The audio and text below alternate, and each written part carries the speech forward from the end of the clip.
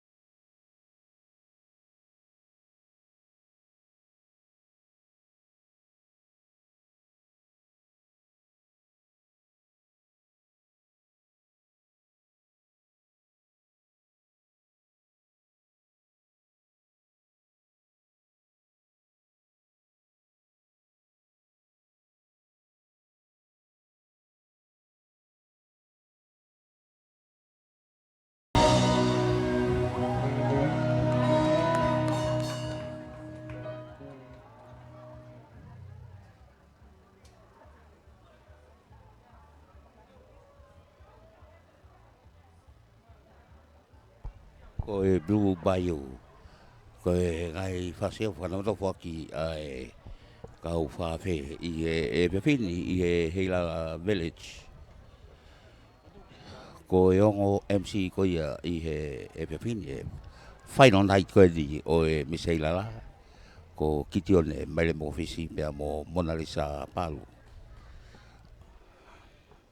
Le whahoko mai foki e lave i loa ora MC i he ngahi whea hui koia, ngahi e whiawhi koia ko Mari Watu, ko e whiawhini final night, ko Mona Lisa Palu pea mo kitione mai le mofisi.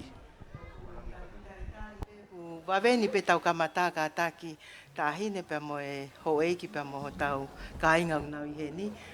Hange ko mo mea iulo tonga lele foke block party pe aguai ai ni ihu nau ke wheinga mai ke a umai ki he kolo Heilala he whiawhini ka kone kamata pe.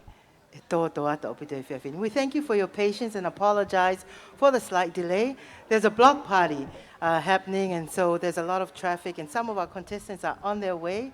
So we really thank you, judges, for your patience. And we ask the band to play one more song. Enjoy your drinks in the company, and we promise very soon we will start. Malo Alpito.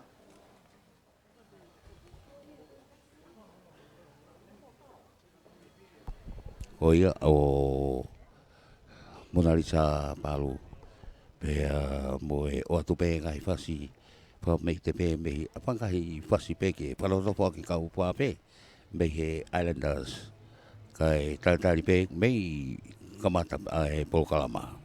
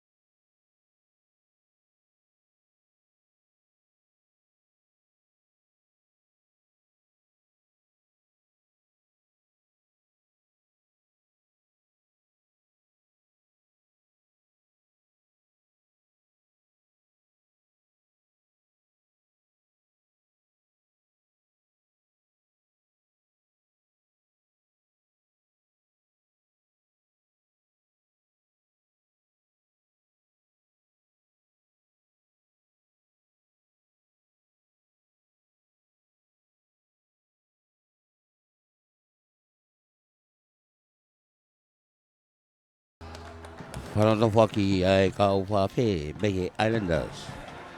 Ko ia ko e sevi ai ngahi I whakanei fua.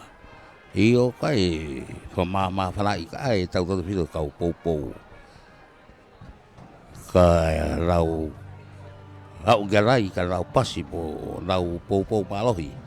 Ki he nau tantamisi. O pou whamiri pe mo e kāinga ngai mahengi. O ku lau Asia tu koia I he live stream koia walfitu ai Podcom FM podcasting. Pe foki be ele tio a walfit po inima FM.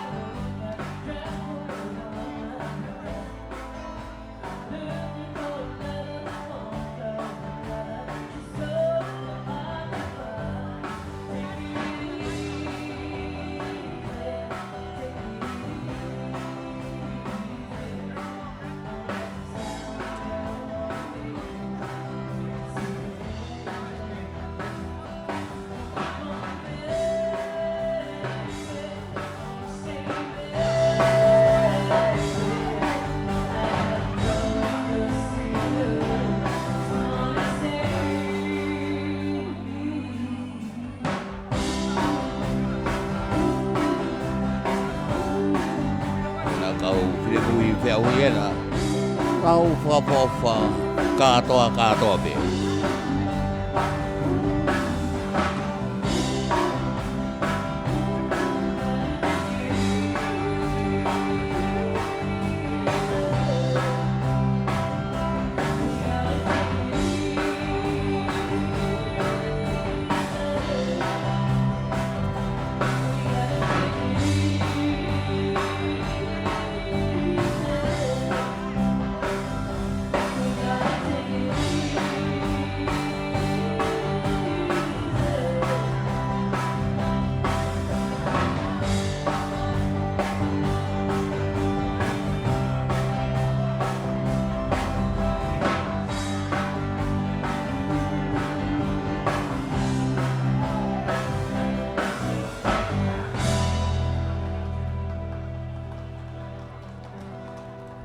Io o ku lau meriti pe ku lau hoa ki he misi Heilala lo Tonga vea ne fuakia tu no kalauni ko hai e toko tahaua ko ni tele fuakia no kalauni ai misi Heilala o e wa fema wa fa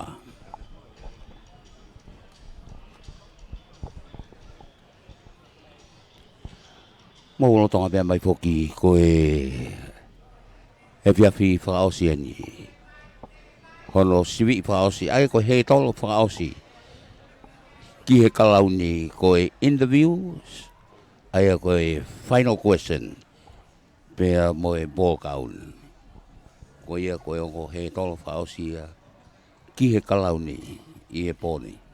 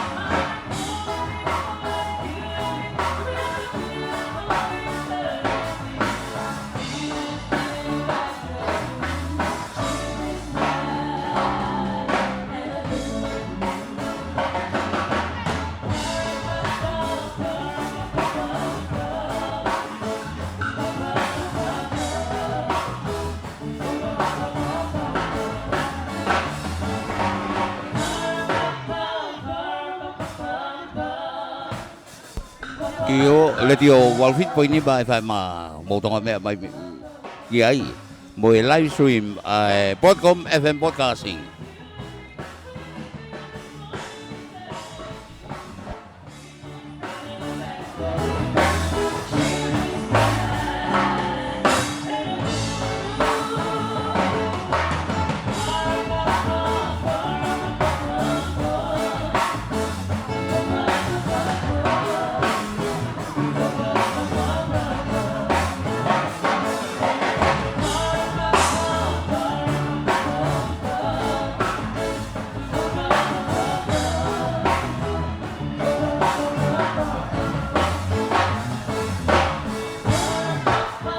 So saya pahulu pe pengai tak mamata fau e va pe mo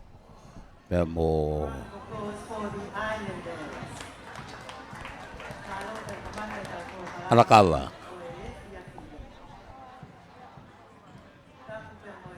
Ko ia lo Tonga ko ni. Lo Tonga. Tapu pe moe hawe o Tonga ko ne afio. Tama ko kingi tu po wono. Tapu pe moe tahine kuini kuina naspau tuku aho. Tapu pe moe tama pilinis kalauni tu po to a ulkalala. Tahine pilinses kalauni snai takala tuku aho pe moha na fale.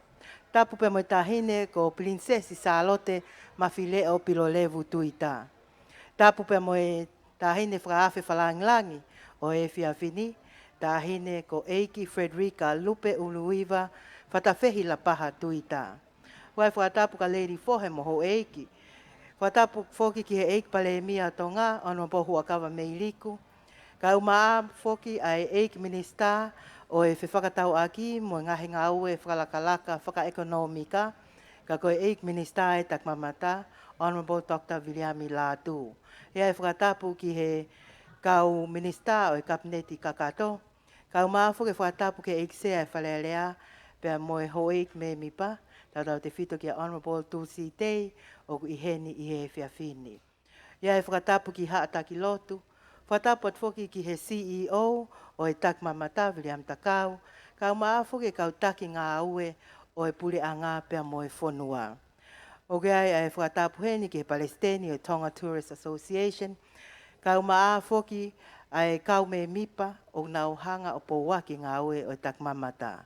Whatapu at ke kau sponsors kotoa, wai whatapu ki he Miss Heilala ua noa ua tolu, ka koe Miss Tonga, si tita vai nuku. Kai umaa, ai kau whiwhine hoi hoi fua e toko tahaua, o nau vei pā ki he kalauni e whoaki i he e whiawhini.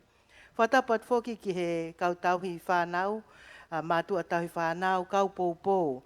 I tongani kai umaafu ka tua puleanga o mo mea mai i he televisione kai umaafu ki ai letio.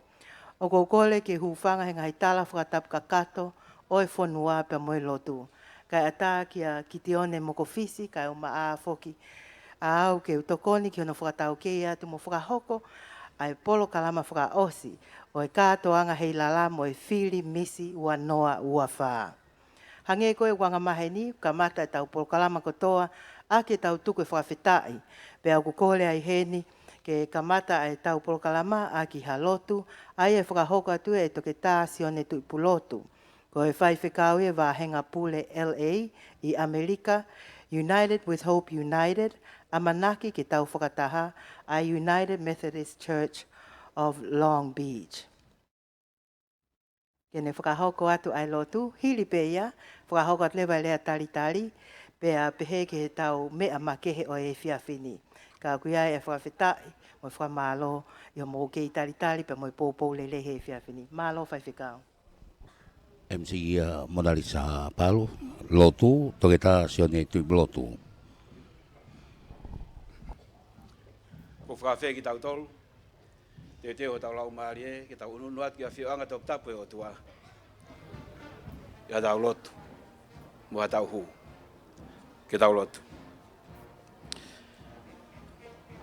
E o tua mafi. Ai a whiona au whaika e mau lotu, mo mau hu, ko o tua ko e tamai, he ko koe e tupu anga, pia mo e mo ui anga. Ko o tua ko e alo, ko koe e whakamui anga. Ko toa ko e lau maari e maa oni. Ko koe ai tau kapo, pia whawhitai. Ko koe o ke whakatau lama e mau whanonga, ki o mau tofia. Na hapai kai he urua ki wha, au mau ki whanua. Penengo pe ko hea huafa te mau ai ki a Fiona, e kai e ataha e ala whakataha, hataha ke ta tau, hataha e kākunga, ta mo a Fio. Aho lahi, mo mafi, aho nge ia, pa mo poto, ta mo e ofa e a Fiona. Kau whaftai ho maulau mari e whakoloa koeni, ko hui ko e anga le rei, pa mo e tauhi le rei e a Fiona. Mau tai mari i e ofa, umai mo ofa tauhi e a Fiona. I e kā toanga fia po me whakawhitai e a. Ko tumutomo e whakawhitai, ko hui, ko e whakala ko e fia e Fiona, tamako tupou ono, o ne hokosia aho whakahifo, tau onu mo fulmanima, ai ofa tauhi e a Fiona, pa ne hoko ko e hau malu mo e hau toka e o Tonga, pa ko loto mau whai, whakataha pa mo e Tonga ko toa pe, ai puri anga pa mo e siasi, e Sihova, ki ke tali e maulotu, o ke malu, o ke tauhi, pa ke whakamonu ia tupou, pia mohono whare. Tuke tupua, a ene pure, pa ke tāpaki mai o tua, ai kuini o whena o Tonga naspau. Whare o tupou, whare mia pa mo e pure anga, pa ke mau tō no ko toa tua, mau kau, au kau mai ke mau kau whakataha. E kā toanga fia pa mo e whakawhitai koeni. Ka mai e whotutu poto ko whai e he poate. Ka mai e minista takmamata. Pa mo nau tōko toa pēku nau whotutu e polo kalama koeni pa whakakawe ngā aki. Ko hok Tonga, ko ia hok lau kau anga. Whawhitai aho mau lau maari e. Mau pole he Tonga neongo, ko motu masiva. Pe mamao, pe masiva he koloa tupua. Whaia lau kau, mo pole ngahi whanua. Ka whawhitai ka whiona ko mau matai koloa. Pe tu mai ai e mau whanau koeni, nau pole ho nau Tonga. Ke nau kau no whaha ho nau ngahi tare niti. Mo ngai tā pua ki tuwha he a whiona mak nau tolu. Tau mau whamalo atu. E pole ko nau whai. Iono kakai, iono ulunganga, iono rea. E mono te unga, pa mau whamalo atu. He koe mau Tonga, koe mea ofa e a Fiona. Nā kai te mau whiri, pe pole ki ai. Pa koe tāpuaki whaki. Ai a Fiona ka maki mau tolo. Tāpuaki mai atua se mau whanau. Pa mo whakaha tare nite ku mau whai. Pa nengo ka tare nite nima, pe tolu pe taha. Ka i lau e ne lahi. Ko ne lau, mau inase tuwha e a Fiona. Koe haa no ngata anga. Koe whakaha tare nite. Ko tuwha he a Fiona, tua ke mau whiwhi ai. Ka au e langi ko rei ko tau pe koe whaki. Tāpak mai tau ngai polo kalama koeni. Awe aki matolu e tarani ho kilesi. Whai ame langina ho mau whakarikesi. Hanga taanga lot mo e hu. Whai whanau mau whai, whamore a Fiona. Ko koe a kakatau me tokai maananga. Ke whai ho mau whakau, mo mau whakakato. Ko mau lotu uia, mo mau kore hua whalo sisu kalaisi. Ka ko mau whakamu ui. Amen.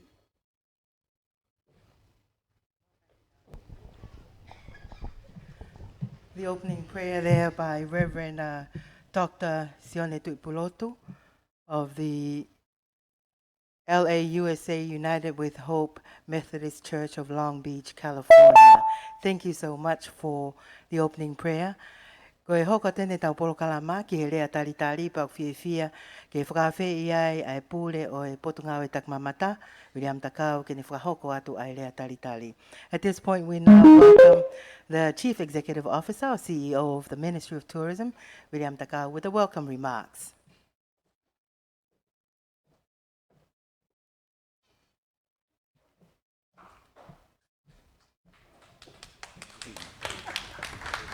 Tapu mo e awhia te ha mai e tolo Tonga.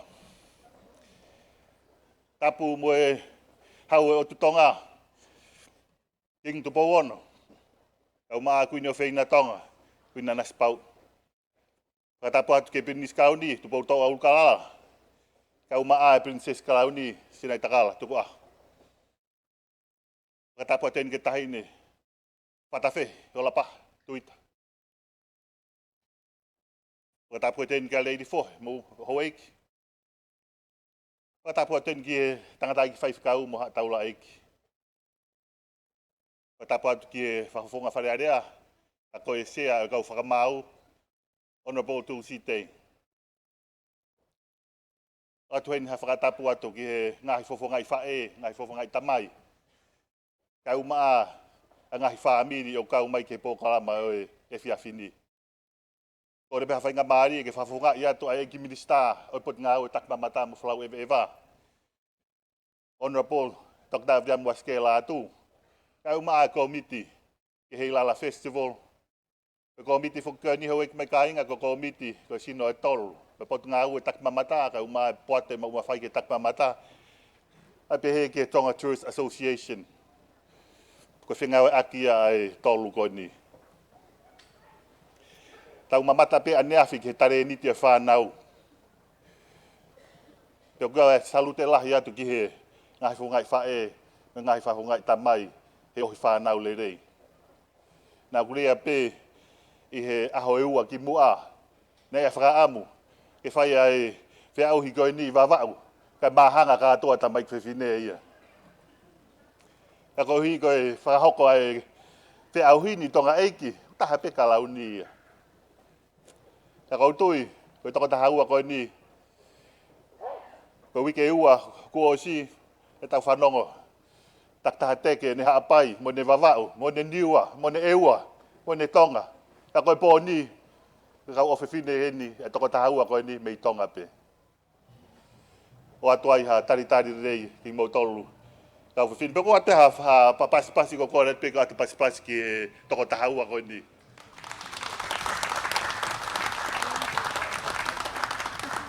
Ange ko mo ave I ko ka veinga e wike ua ka tonga I ai alo I ho tau tamatui ko hok tonga ko pore anga ko lau kau anga tau pore he tau fine mui ko ni he ko tau whanau pe pe tau I heni ko ha pe ai ola a honi tau pore pe he tau whanau o ato ni tatari rei ki mo tol tatari rei ki kau whamau ape he foki ke ongo MC ko ni muani tataki atu tau polkalama tatari rei ki mo tol ma mo whanongo pe ke ngai laka ko no hoko mai ka toanga I atonga tau fia ko toa ko mo ni tau ki ongo I tailata he behen ko ni ose ka toanga ia ni he foki at ki muri ia ni he nofo mai hen ko ta fa mai pe mo te o mai pe a ko si ki tau teu tari kau taki e o mo te pasifiki pe langa ngau fa hoko heni tau langa whakataha pe tau tuku whakataha pe e tau whakaos whakataha pe lewa malanga kau tatau atu malo. Thank you to the CEO of Tourism, William Takau, for the welcome remarks. We now continue, and I'd like to now respectfully call onto the stage our Minister, the Honourable Minister of Tourism, who's also the Minister of Trade and Economic Development, for the special remarks. Following that, we're going to move along with tonight's exciting evening. Malo Opito.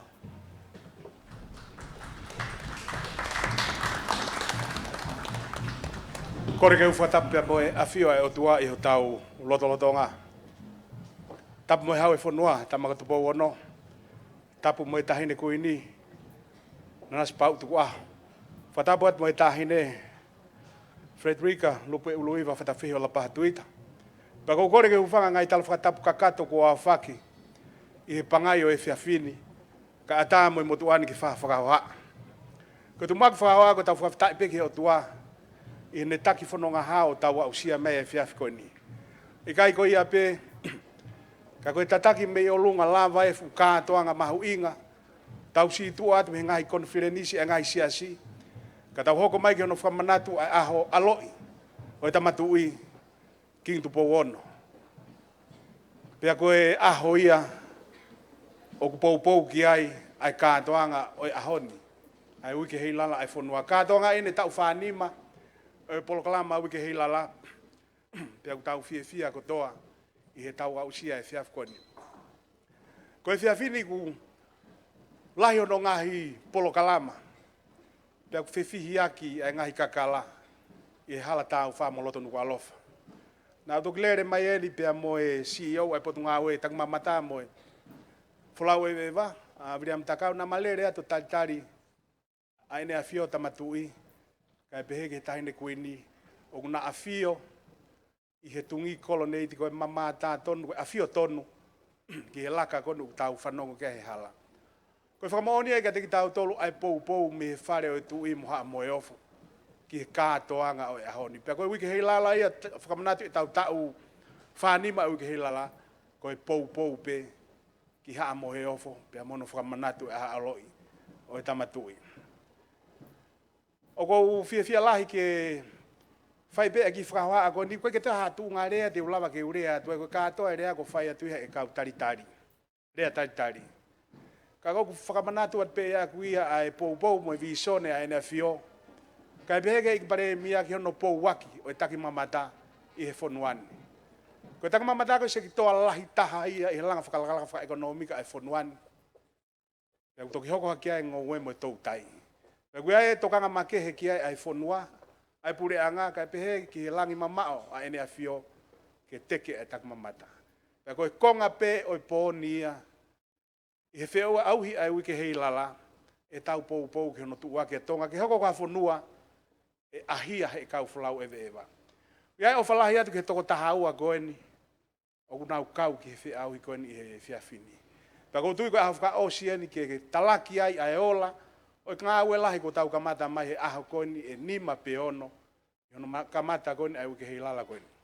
O whakailonga mai toko tahaua koeni e toko tahaua koe kau wākonga. O kai whakaere au tau he aki koe mahanga koe mea wawa. O te aike ngā e pōpula hatahe ka pae mahanga e whirimisi koe ni tongani. He pōni. Pa te tau whakalaki rewa lau koe mahanga. Koe mea pea wawa. Kau whine mui. Ia o whalahi atu ka tiki mautolo, ko kia tiki mautolo hono kotoa pe. Whakafofonga te ik mia, kai pehe ki he pure anga, ai pou atu ka tiki mautolo ko ngahi tare, ko mou ngahi tare niti. O koutoi ko ki mautolo te ulau koe kau helo, o ko mou pore taki, ke mou maa whakaari mo whakahaha mou tare niti, kai mātaa kia ka kai whanua, o kai ngata I tongani, kai pehe ki tu o pure anga whoka. O kou sio mau pe I he social media, te moi Facebook ai tau kātoanga. Ka ko lahi tāwhu ke kai kātoanga ia lotonga I wike o ku lava ke whakawhi I atu kia motuani kai pehe ke o me mipa kabineti ke ngai polo kalama aho ene a fio.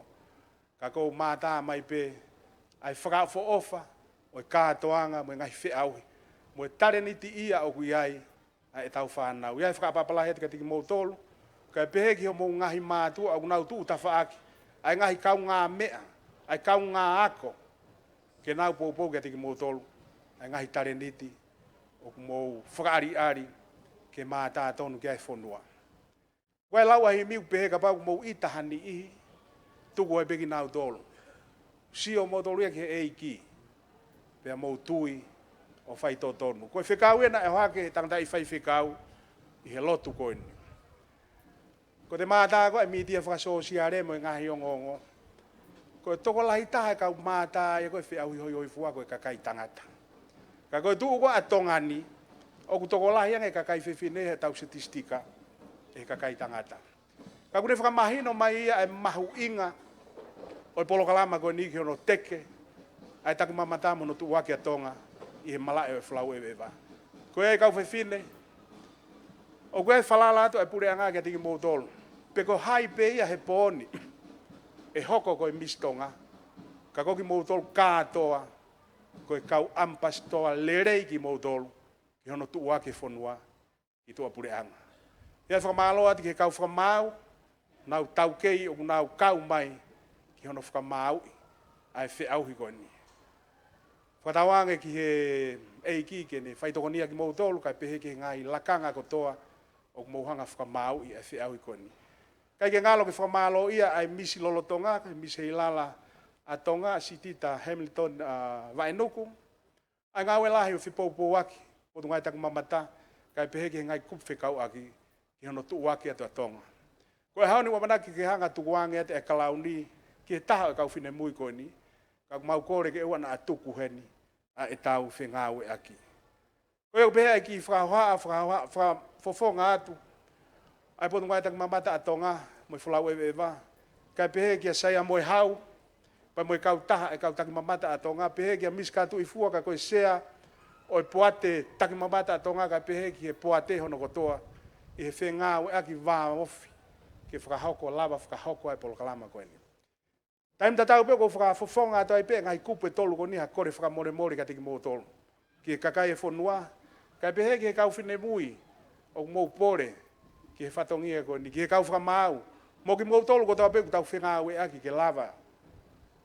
Ai kātoanga ko ni, ka pau ke ha tono no, ai fua whatongia, mau kore whakamore mori ato. Tuku pe mua ke fua he motuani, pea moko saya mo hau te ke kau moko iai ke tahanga fua kolosi ka kuia ha tono no ai ka toanga ko ni fatawange ke eiki ke tau mau ka toanga merino pea mo haola e ke itumu aki ai pe ai eiko si sukalaisi ko ia pe ki fraha o frahoko atu i he polokalama e poni leve malanga ta tau atu. The special remarks by Honorable Dr. William Latu, the Minister for Tourism and also the Minister of Trade and Economic Development. Longo katoanga Nuku'alofa. Thank you for your patience, Honorable Guest of Honor. Tau kātaka toi paspasi u tawa umayeni, ki he whaka osi o e katoanga Heilala wanoa uawha. Ko he kawe ngā whoki, ko hok tonga, ko hok lau kauanga. My Kingdom, My Pride is our theme. And tonight is the most exciting night. In just 2.5 hours or so, one of the young ladies sitting there at that table will be crowned the new Miss Heilala. I'd like to call onto the stage my co-MC. The last time we co-MC'd was at the Shaggy concert for the Digicel launch just a while back. We're still here to serve. Kitione Mokofisi, who will share with us who has helped to make sure that Heilala continues. Great to see you, sir.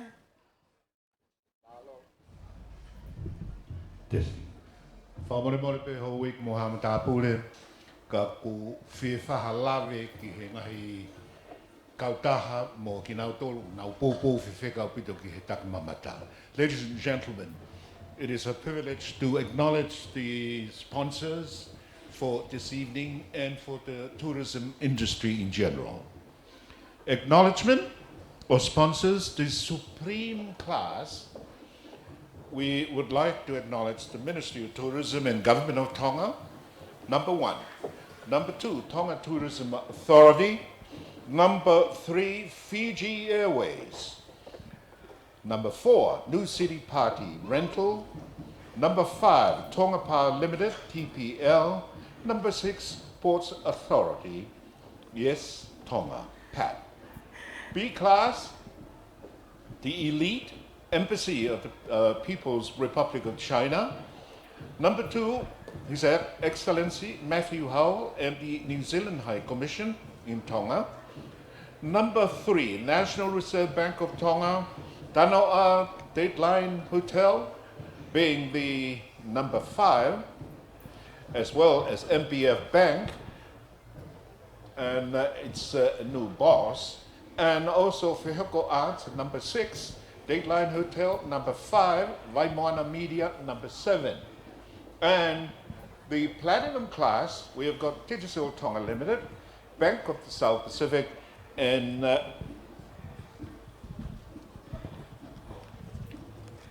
number 3, John Sullivan and Lion Liga. Number 4, Razak and Spare Parts Zone Tonga. Little Liberty Hotel and Restaurant is number 5. Number 6 is Sino Union Economic Company Limited. That's great. Those are just some of the people who have helped. And just looking around the crowd tonight, Kitione, I see Lavi Maka. Lavi has been supporting us for a very long time. She's the general manager of Fiji Airways. Time and again, more than 50,000 paanga. Can we put our hands together for Fiji Airways, our key and main sponsor? We also like to, of course, acknowledge our New City Party Rental. Saya moe hau malo e toko ni. Thank you very much for always supporting Tonga Power Limited, as he said. I note here that National Reserve Bank of Tonga, I mentioned the other night, gave us a little bit. Then they came to the show and they saw how much work went into it, and they increased it by 25,000 paanga. Ko ngahi toko ni koni wau taki mai, lawai ai katoanga Heilala. Ta uilo pe lahi ngai katoanga, ka koe Heilala popo ki ai, ai ni iko ne whakahoko atu koe e kiti one. Kau whakea Liz Sullivan. Liz serves not only on a TTA, she's the owner of Waterfront. She's always supporting tourism in one way or another. And tonight she's also a judge. Thank you, Liz. Ka taku paspasima. Liz, Waterfront Lodge and Restaurant on the waterfront. Rob Sullivan and Billfish Bar and Restaurant, where a lot of people will end up tonight. Peseti Ma'afu and Atala from Nuku'alofa Resort, Tonga Health, Fenil Beauty, Nishi Trading, Sunshine Rentals, M&J Water Tank, who got excited about Heilala and joined for the first time this year to support, as well as Tonga Roto Mode. So we thank them. Kataki, tau paspasi ki nau tō nau loto toa ke whakapaanga Heilala.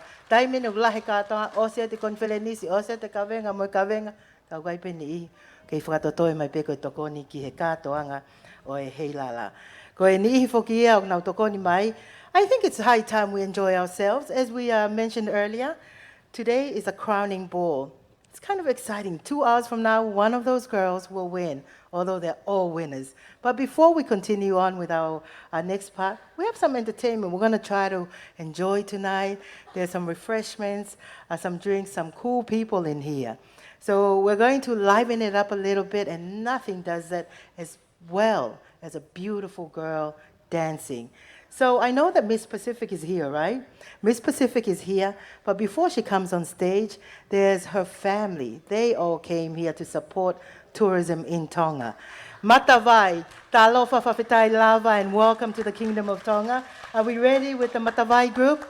DJ, we're going to have a great time tonight. For those of you who are here, thank you for your patience. For those of you at home and online, o te whamalo. Ko e whiawhini, ko tau mea buku whai, ko paspasi.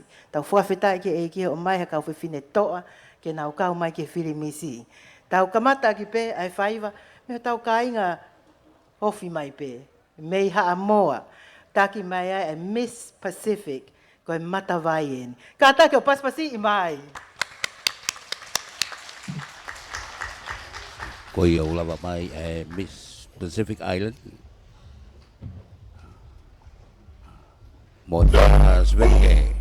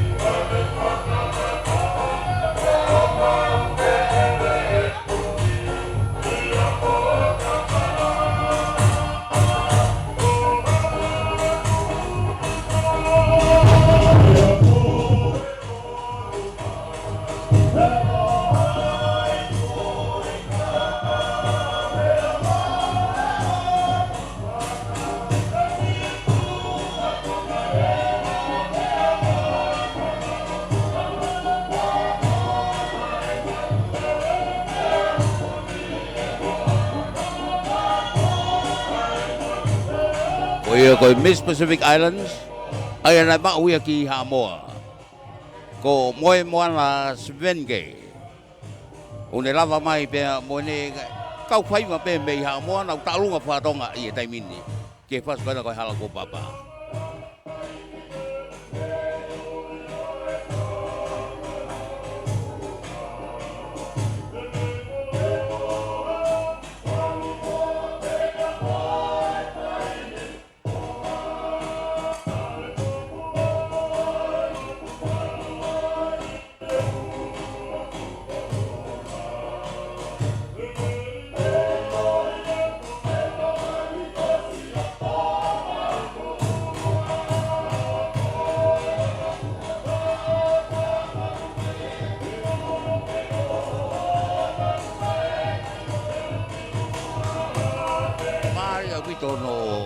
haka I koia Miss Pacific Island moe moana Svenke ai haka whatonga kono ku weisi ipe ai fola hakaia ai kau haa moa. Toi molo ange poki pe boe. O pe graceful ai ahi siva wha moa.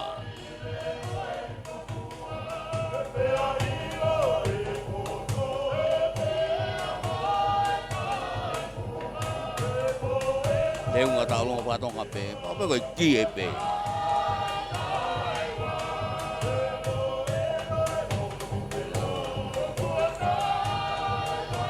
Haua koe pure oto iai pe mono tek. Maria pito. Matagai comprises of members of the Miss Pacific Islands family. I asked the girls here and they said they just flew in to support the Miss Pacific Islands. So they come from different countries, all here to support Tonga. Malo au pito e kau mai ki he. Tau polokalama katoanga Heilala. Tau whiwhia wakai atu kui hene ni ihina nau po waki mai Heilala ngā hei tau ko maliu atu. Heilala is 45 years old. Can you believe it? 45 years old of beauty and love. We'd like to acknowledge our Kalo Sukop. It's wonderful to see you here, one of the pioneers and a wonderful entertainer. Malo au pito Kalo. Ai pou mai ki he whiawhini. He ne toko lahi mei toa puleanga. Ka koe taimini. Whiawhia ke whakahoko atu ai. Ai ki whine mui ne hanga whakafofonga e tongani. I tongani pia mo toa puleanga. O ko whakatapu ke otua ne a whia ho tau loto ngā. Whatapu at ke tumu o Tonga, koe hau e whanua, ai whale o haa mohe o fō. Pea moi kotoa e ho eiki o e whanua. Tapu at mo ngahi tuunga kotoa. O maheni he whakatapua, kai ata ki a kita ko mou ki whinamotua. Ke tuku whalala mai ki ai ai whatongia o Miss Heilala. Ke ufola haka pe mo whia, he koe ngalu tuku e o e kakalani. Isa ko si e te ki e whinanga, ko e takapau pe mo e tohi tapu. O mai pe mua hangofua ta hine whatawhehi la paha, ke u whakameite atu ki he wheitu una, mo ta alo atu ki he tonga kotoa. Ko eni si oto lei mo kahoa, te utau lewa ko hoku koloa. Ko e whasta o lunga, ko e tala noa me lie. Ki he ane a whi mo e tau tangata na e taka au mai me ai. Na e tuku au mai me ai kātaki. Si ngahi efu ko tanu, he hiki whanua ai ki ka inga, me he funga vailahi, tua o whātu ki he tonga kotoa, ke tau lau kau ai pē, i ho tau tonga pe tau pole, i he fu ofa ai otua. Ko au si Tita Hamilton wa nuku, Miss Heilala a Tonga. Ka taki, paspasi i mai, e tau Miss Heilala. A mea mono whawhe au.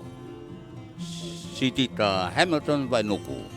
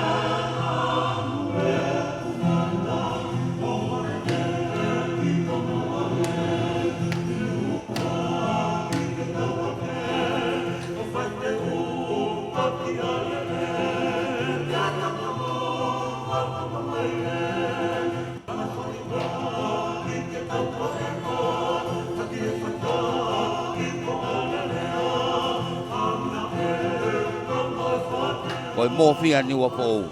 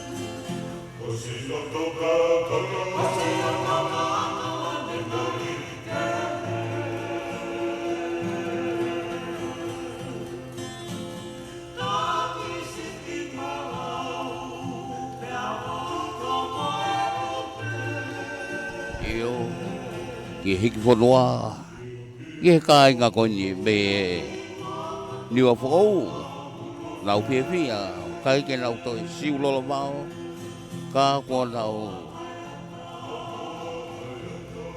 siu tu uta he whanua malu.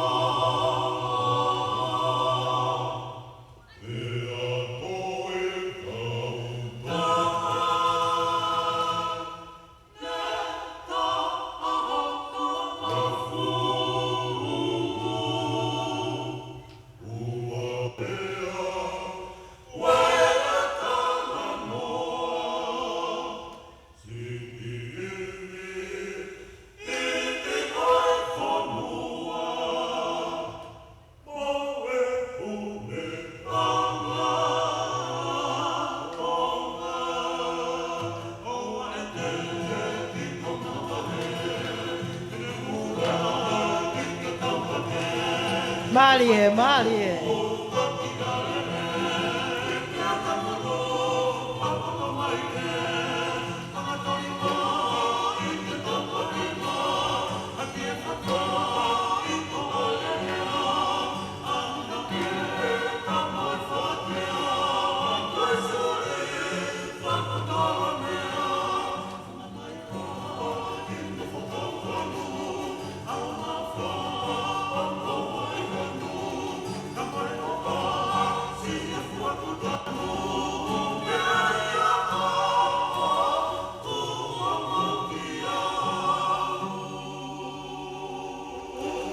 Isn't she lovely?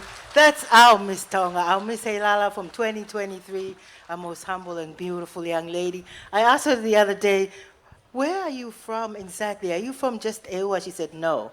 I'm from Eua, Vava'u, Niua, Hapai, all the islands. And that's why she's our Miss Tonga. Tahani ka whine mui, whakatō ki lalo au pito, mohu tale niti, pe anga lelei o whakaofa au pito. Ko e tau whine mui whokene toko tahaua unau whiauhi he whiawhini. Ko whiauhi whakaosi eni pe hiri whake kalau ni. Ai ko whiauhi ko eni stage interview. Te nau lawa mai ki orunga o whaike eke ngahi whiahu i kehe pea e hanga lewa he kau whakamau sivi i ki nau tolu. Ka ki mua e tawa o ke konga ko ia. Ko mau mai I miss Pacific Islands. My friend Kitione actually would like to say thank you again to some of our sponsors. Right, Kitione?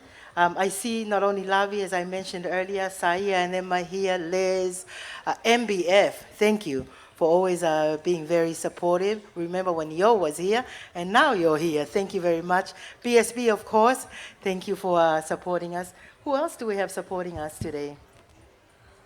Ho wik mo Tongatapu le whamore more pe. Ka ki whakahoko atu pe whakamalo maolunga ki ngahi kautaha mo ngahi ofisi koini na wala mai o whataki ai taki mamata I Tongani. Whakamalo foki ki he Fiji Airways, pe he foki New City me Party Rentals, Tonga Power Limited, TPL, Ports Authority Tonga, PAT, pe he ki he ofisi ampastoa ko ia o e kakai o Siaina. Pea whamalo atu ki he talawhikaulahi anu sila, Matthew Howell, pea mo e kotoa kau ngāu e Office High Commissioner no sila I Tonga ni. Pea pehe ki he panke whakafonua a Tonga, National Reserve Bank of Tonga. MPF Bank, io whakamaloa kia Anton pea moe kau ngāwe, tano a Dateline Hotel, whakawheta. Whihoko Arts, Vaimoana Media, Digital Tonga Limited, Bank of the South Pacific, io.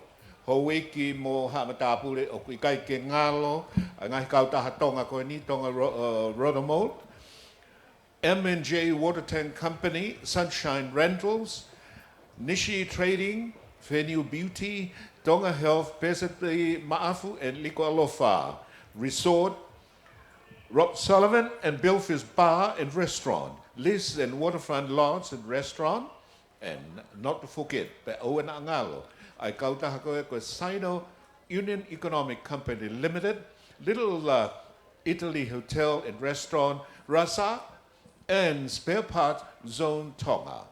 John Sullivan, and once again, and Lion Liquor. Thank you so much. Tomo arigatou gozaimasu. Kataka paspasi mai kau toko ni ko ya. When I hear my friend Gideon speak, I remember growing up here in Tonga and hearing him on the radio. Such an honor to serve with you tonight, and thank you to all who support. Ko wakaya ke matanga o ku toko lahi e kau poupou. Ko whatonga e nu hene tangata o ne taki mai tak mamata me he. Foi one whina wata malo mo ai poupou ta ulahi. Fa malo ka koe salo me po oi, koe tahain kau me mipa koe ni o e TTA malo e poupou. Whatonga e me wawa ulahi ku hene Halloween. O ku ia e toko lahi e mo tolu o mo tu mau pe koe poupou, pe mo asmai ki mua pe ikai, ka koe whamalolo to honga ia I he whiawhini. All right, with our next entertainment, this young lady represents the Pacific. Now, every winner of Miss Heilala goes to Miss Pacific Islands. Last year, the next young entertainer for your entertainment tonight, she was the representative for Samoa. And she took the crown for Miss Pacific Islands. It's held around January. So whoever wins tonight, young ladies, be prepared. You're going to take Tonga to the regional stage and represent us. I'd like you all to please put your hands together for a warm welcome for our reigning Miss Pacific Islands, Moimoana Shwenki.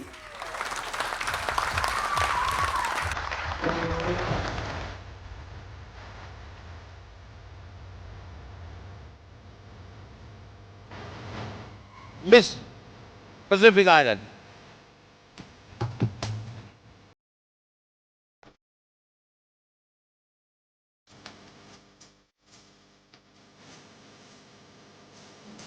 Oia ko le lava mai pe mo le hele Peru ko e talunga hele siwa hele ni ai kau Samoa.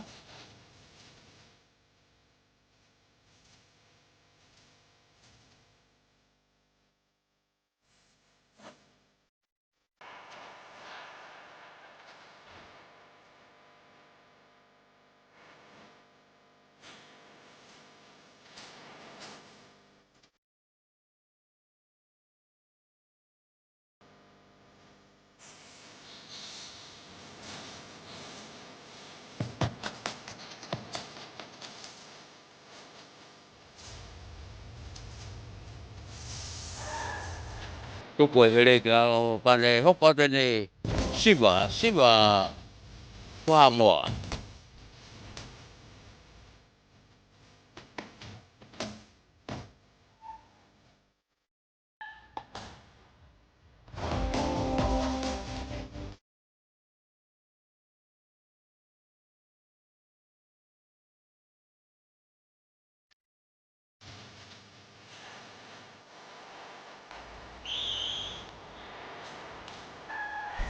Ka ko siwa wa tonga lo siwa wa mo lo pe kau to ko e peri kai ke tatau mo te mama ta to le siwa wa mo ai pe fine ha mo to don.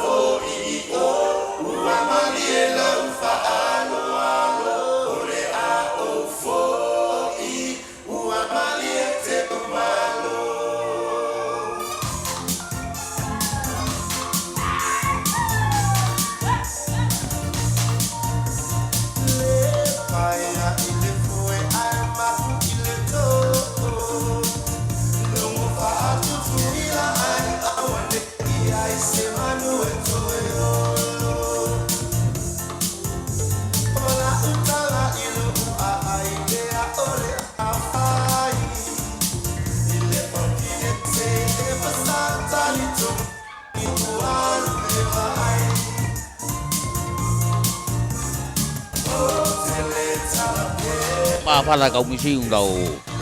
Tuhan mo ginau tolu ke daw. Whakatolu pe ke haka koi Miss Pacific Island. Moe moana. Sivenke.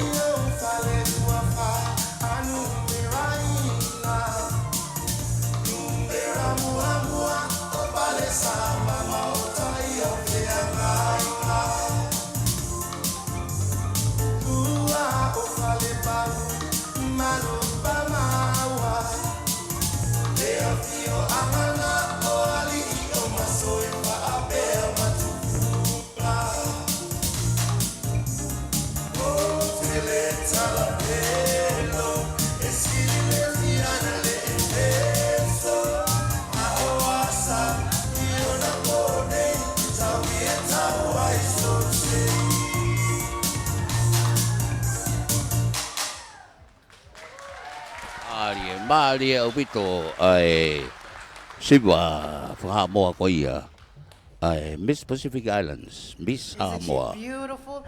She's actually the Miss Pacific Islands. Her mother is also, or was a former Miss Pacific Islands. Ki whine mui koe ni, koe ofe whine o Fred pe mo Mary Jane. Ko Mary Jane, na ne ikuna ea ai Miss South Pacific. Pea koe kono ofe whine ni, ne toi ikuna pe pa koe heni tongani, koe pōpō ke kātoanga Heilala. Kāta ke to paspasi mai, ai Miss Pacific Islands, moi moana Schwenki.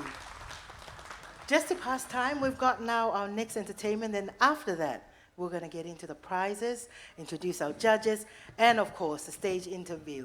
Ladies, I know you're excited. Tonight is the final night, and then you'll get to relax. But for now, please put your hands together for Sila Peluua. Hoko mai koe I e whia whini koe kau whamei te tāhine me he Sila Peluua. Na nau I heni pehe kātoanga, toi maupe nau iwge nau lava mai he whia whini. Tonga, kātaki, whaha mo whiwhia ake paspasi. Klub Haiwani Kuloa koe Sila Pelua Dance Academy.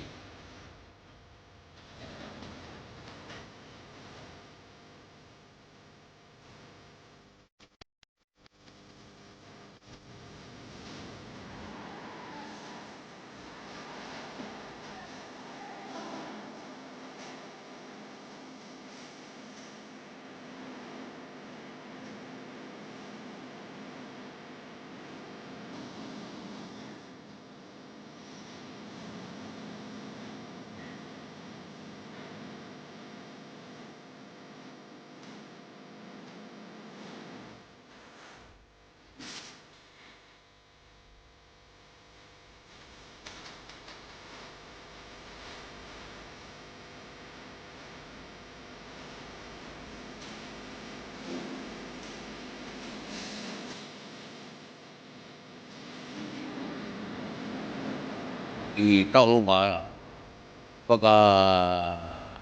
Tonga Cook Island.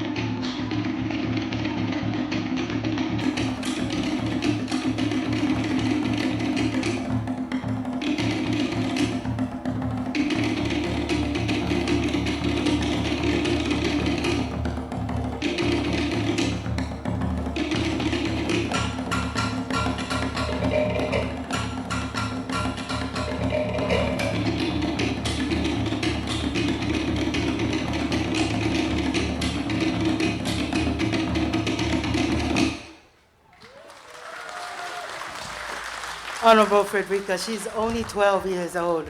Her name is Familia Tahani. Tahua pe ki kaunanga koe ni, ka kuloto toa ke kau mai pe moe ofa lahi atu, ke kātoanga Heilala. From the Sila Pelua Academy, we have our next item, and then right after that, we're going to share with you what the prizes are for Heilala. Up next, please put your hands together for Feleti Liki Lui Taufa, who will sing with Lata Nayata, who actually won the Miss Cosmopolitan 2023 and was the second runner-up, I'm sorry. Lata is only 22, but she joins Feleti Liki, and they'll sing for you tonight. Kata ke o paspasi mai, a Lata pe mo Feleti Liki me he sila pelua.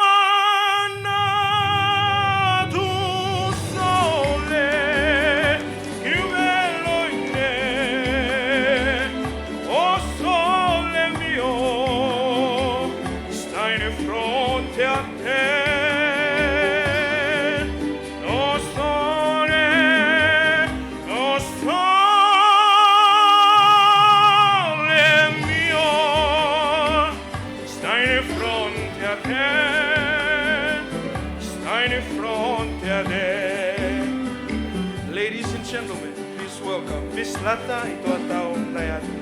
Wano fanote, lo sole scene scene, ma bene quazzena, malini cunia, sotto a finestra, doia resta lia.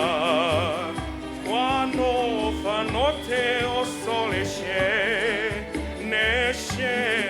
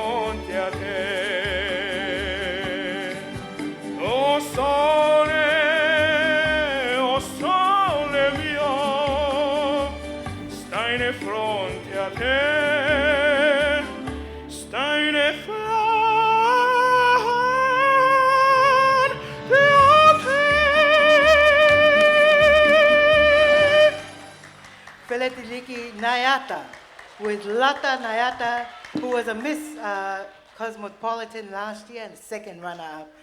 Kata ke tau toe paspasi mai ai tale niti o ma'o I Tonga ni. Okay, Gideon, I know that we've got some great prizes. Throughout the week, you've seen some of the competitions, and they all named 5 from the top contestants at each competition. Tonight, you'll find out who actually topped that competition. Whamalot ka motol ka whine mui, ka wike ni koe ka wike whai ngofua, ka whalata mo kau ke ngai whea aui, I he wike ni whoki na e whakahat pe, ko toko ni matu ki mu ai ni I he whai keke, toko ni matu ki mu ai ni I he sarong.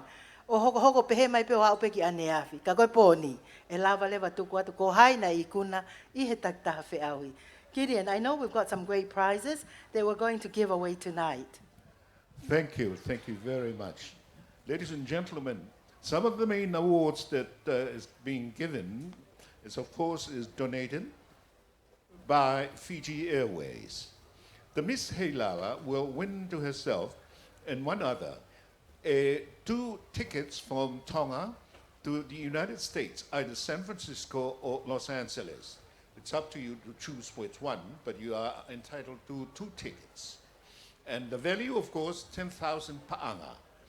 And the next, Honolulu, 1,000 Australian dollars worth from Fenue Beauty Products.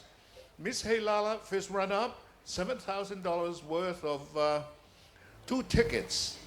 Yes, and you pick your preferred destination in all the cities and all the airports that Fiji Airways fly to, from Nandi and of course from the islands here, from the kingdom. Yes, take note, you either pick Hong Kong, or you pick Singapore, or Narita, Japan. Miss Heilala, second runner-up, $5,000 worth. Yes, 2 more tickets. Tickets between the kingdom and the following destination in Australia: Canberra, Melbourne, Brisbane, and Adelaide. You take your pick, but you're entitled to 2 tickets. Miss Heilala, third runner-up, will win 3,000 pa'anga. Miss Heilala, fourth runner-up, 2,000 pa'anga. And of course, other awards, the best pre-batch entry interview, 1,000 pa'anga. Yes, and the best sarong swimwear, oh my, another 1,000 pa'anga. Malo, whakawhitai.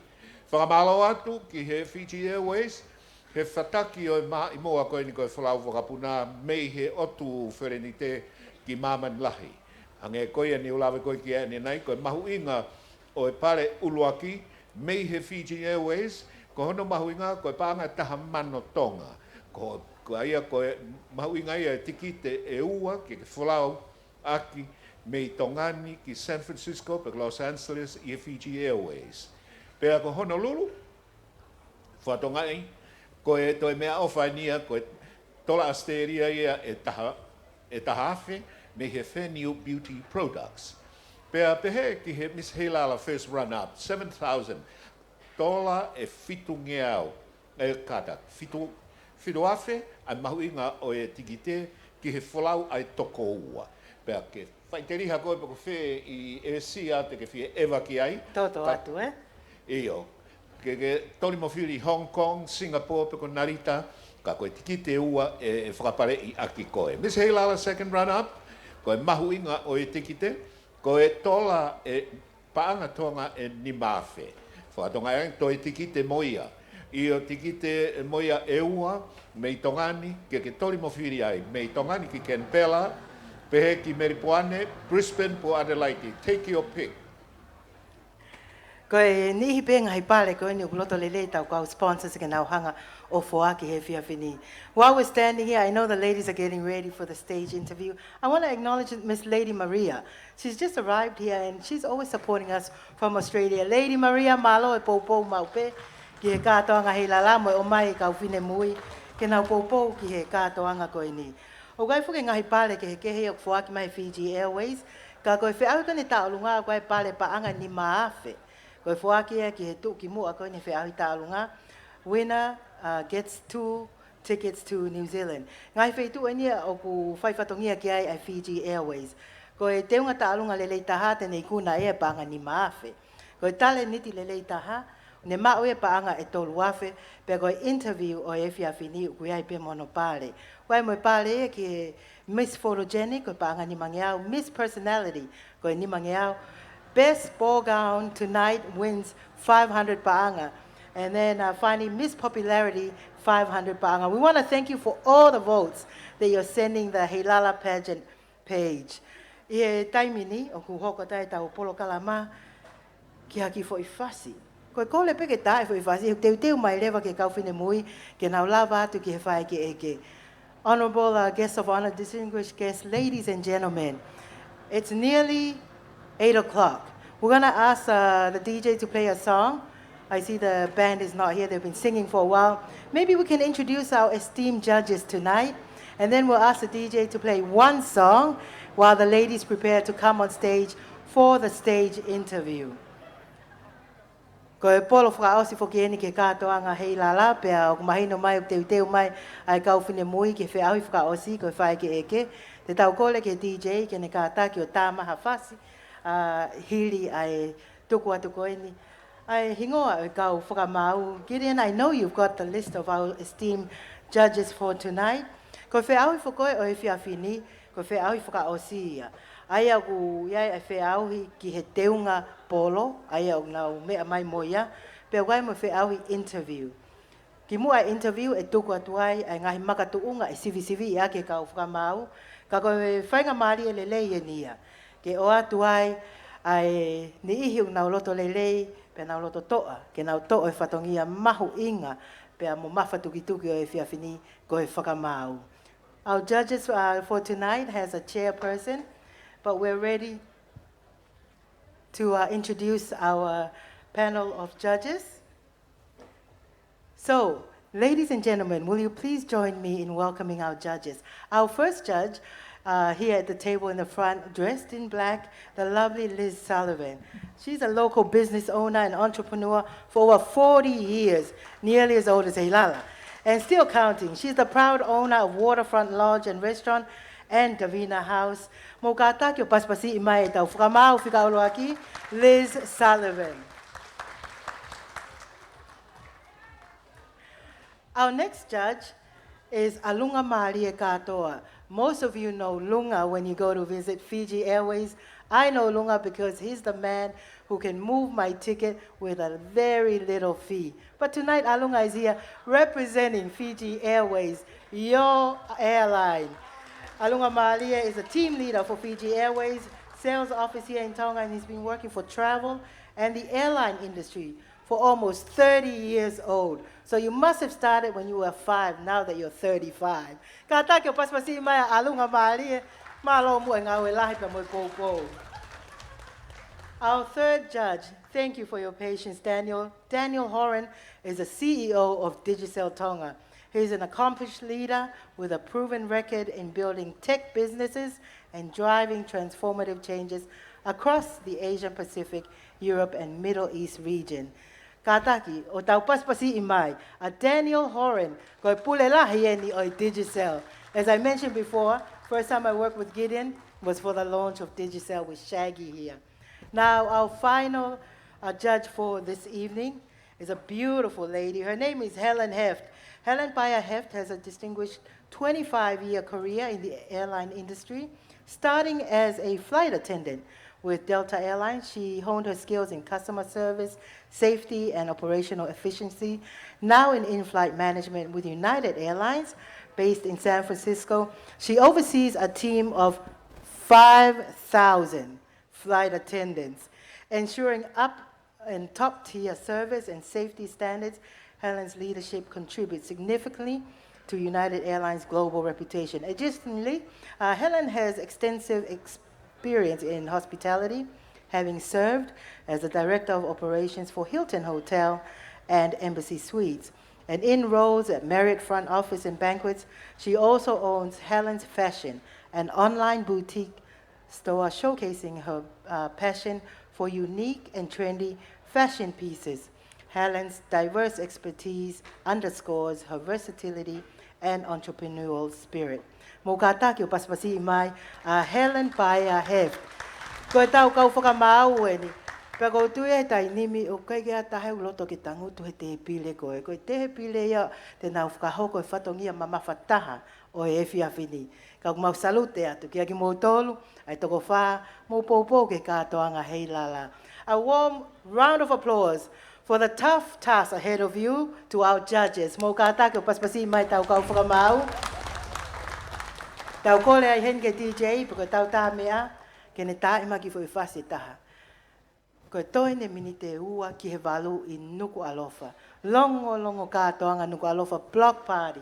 Tā mai pia mo e whi au he ta whaaki koe. Ngahi kātoanga ke iai mo ngahi manuau ko US Coast Guard o ngā he wafu wona.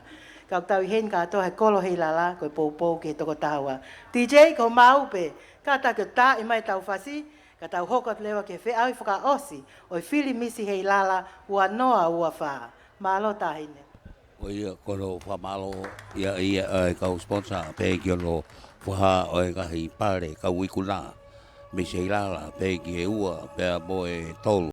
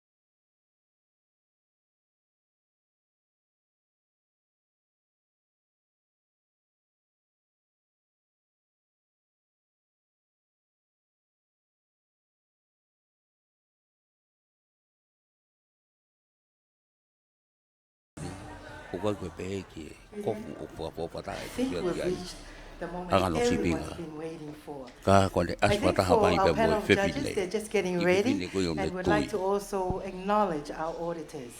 Ene ngali mai moia. Whamalo atu kia Mrs. Mellet Lily Cocker, BSP, and Mr. Nirashan Disayanke of MPF Bank. I'd like to take this moment of your time just to acknowledge some of the editors that we have in the House. Mrs. Mellet Lily Cocker of BSP, Nirashan Disayanke of MPF Bank. Ka take o paspasi mai ai kau whakamau, kau mafu e kau ati tāpe koe sea o e Polo kalama whakamau ko e whiawhini ko Honourable Dulcie Day. Hange ko o mou mea I ko e whafofonga whalea lea whoken talu me he ua whe woa. Peo tau whiwhia ko uhi o ku lava mahe ahoni ke ne tataki ai ngawe mawhatukituki o e whakamau. Honourable Minister, distinguished guests, ladies and gentlemen, it is now time for the stage interview, and my co-host Gideon will be helping me to introduce the lovely ladies. You've seen them at the welcome reception. On Monday, they did the interviews at Whaonelua Convention Center. On Tuesday, they came out ready for the beach in the sarong wear. On Wednesday, they danced and we judged them also on their costumes. On Thursday last night, here at Heilala Village, you enjoyed their talent. Tonight, the final night, is the stage interview, and we'll also check out their gowns. So without further ado, I'd like to explain to you quickly how we will do this tonight. I understand that we're going to call each contestant in the order they've been given. They'll come up and they'll draw a question from the kumete in the middle. That question will be passed to us. We'll repeat it, but it'll also be shown on the screen, and then they will be answering it. We have the judging criteria here to share with you, and we'd appreciate your assistance with showing your support tonight and clapping along. Public speaking is the scariest thing in the world, so tonight they need love and support. The criteria for tonight's judging and final event, the judges will be looking for knowledge of subject matter and quality of response. They'll be looking for communication skill. Are they clear and concise? They'll be looking at the poise, the stage presence, authenticity, the naturalness, as well as the style or the appearance. That's what the judges will be looking at. Our auditors will also check the scores. And before you know it, a new Miss Heilala will be in the house with us tonight. Hoik mo tau ka inga, ko mau mai kau whine mui. Hange koe na whakaongo atu, ko mau whoke tau kau whakamau, ko ngahi makatuungan te nau hanga sivi-sivi iai e kau whine mui. Ko toko tahaua koe ni, e wakai iai e nau ilo, pea moe lele e nau ngahitari ki he whehu i. I kai ngata pe ai, e wakai pe mahino, pea mau lele e nau whakahoko mai koe ni ai tari. I kai ngata pe ai, kai toi sivi I whoki, ai whakafotunga, whonga nau tuu whe, ai nau whakafotunga I he whiawhini. Ko whika wha, te nau wakai iai, pe whai ngō fua koe hae anga whakafotunga toko taha koe ni, pea koe whika ni ma, koe appearance, pe koe toi tawhaaki pe e whakafotunga ka koe talanoa ki he staila. I e taim tatau, o toi wakai pea moe ngahi kofu polo o e whiawhini. Pea koe whōunga whakaha mai, koe ui atu pe hingoa, lava mai lewa toko taha to'o e ne whika, pe koe ne whehui o mai, pea e tāri lewa, ai whehui koe ia, kai whakamaka e kau whakamau. Tonga, we are ready for the final competition for Heilala. Ka take o tau paspasi mai toko tahaua koe ni.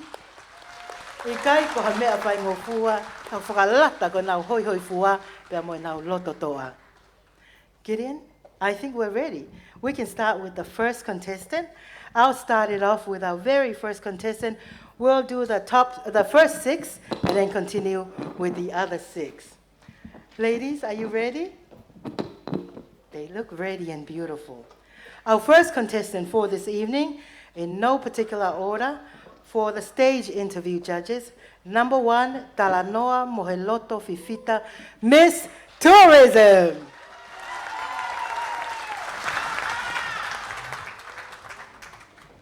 Ko e whine mui, uloaki koe ni he toko tahaua o e whiawhini, ni whawhawhanga ia e potunga aue, takma mata ko Talanoa Moheloto Fifita.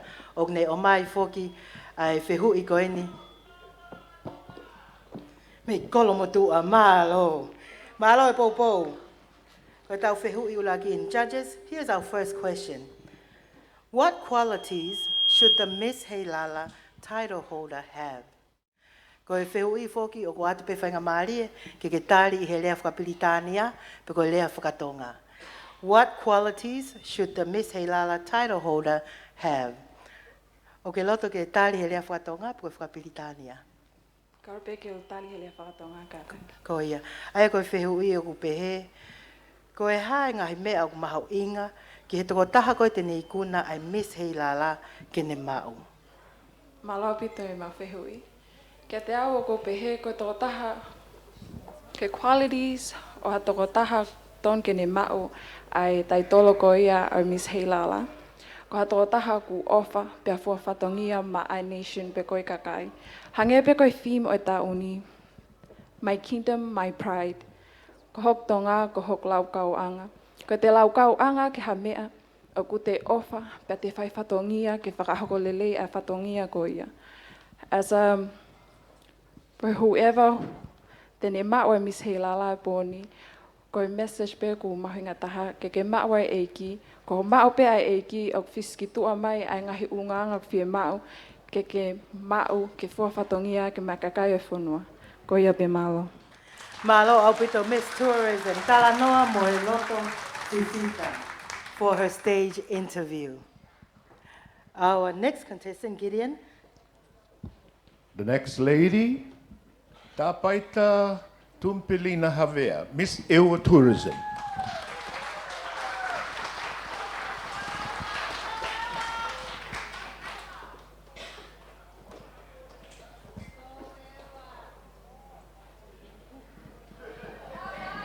Tau whakamalo e pe whoki ke Fiji Airways, Lavi, malo e pōpō.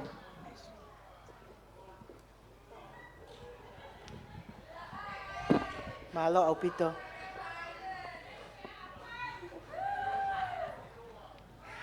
Our second contestant this evening, judges, is Tapaita Tampelina Havea. Her question is, after this Heilala pageant competition, where do you see yourself in the next 5 years? Ko e Miss Ionoa, ko e Miss Ewa Tourism, ke loto ke whakahoko lea whakatonga, pe ko whakapilitania. Tongan, please. Tongan. Ko e whehui ko e ni, ko e whehui whikao noi au toho mai koe i he e whiawhini, ai au pehe i he osi koe ni, po e hiri koe ni whe auhi Miss Heilala. Ko e haha o whakaukau ki he ngahi, pe ko e haha o ngā ue, o kuke pehe, pe whakaamu ki ai i he tau e nima honohoko. Ko e hai palani ki he tau e nima honohoko. Malo apito. I he e ku whawhawhonga i koe a ewa, mo e whakahoa ki he whehu e ahoni teo pehe.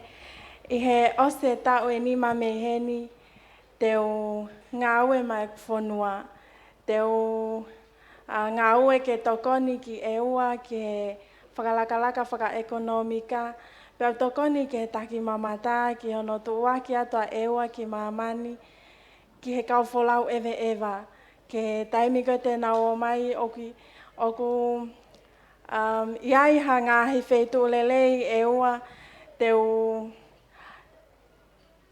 i he tau e nima koe ka hoko mai te Naomi o nofo ai. Pe teo pehe, o se tau e nima me i heni koe ku osia koe me he iako, teo mau ha te ilo toi lahi ange, ha tau kei toi lelei ange. Ke ufoki ki ewa, te ufokotua ngahi biznisi ke tokoni ki hene, ke ono ke whakalakalaka whakaekonomika o ewa, pe te uwhenga ke te toho aki ange kau wholau ewe ewa, ke nau to e visit ange ki ewa, ko ia pe malo. Malo Opito Miss Ewa Tourism. For our non-Tongan speakers, just share with you a few pointers from her response. Her question was, after the Heilala pageant competition, where do you see yourself in the next 5 years? And she touched on the fact that she would like to work for the country, especially to help Ewa's economic development, especially in tourism, promoting Ewa for visitors, helping to set up good places to visit and establish good accommodation. She'd like to finish her studies and gain more knowledge and experience and help to set up businesses to help Ewa's economic development. A round of applause for our second contestant, Tapaita Tampelina Havea. The next contestant, Gabriela Maria Augustina Mailangi, Miss Lady Maria Tonga, Australia.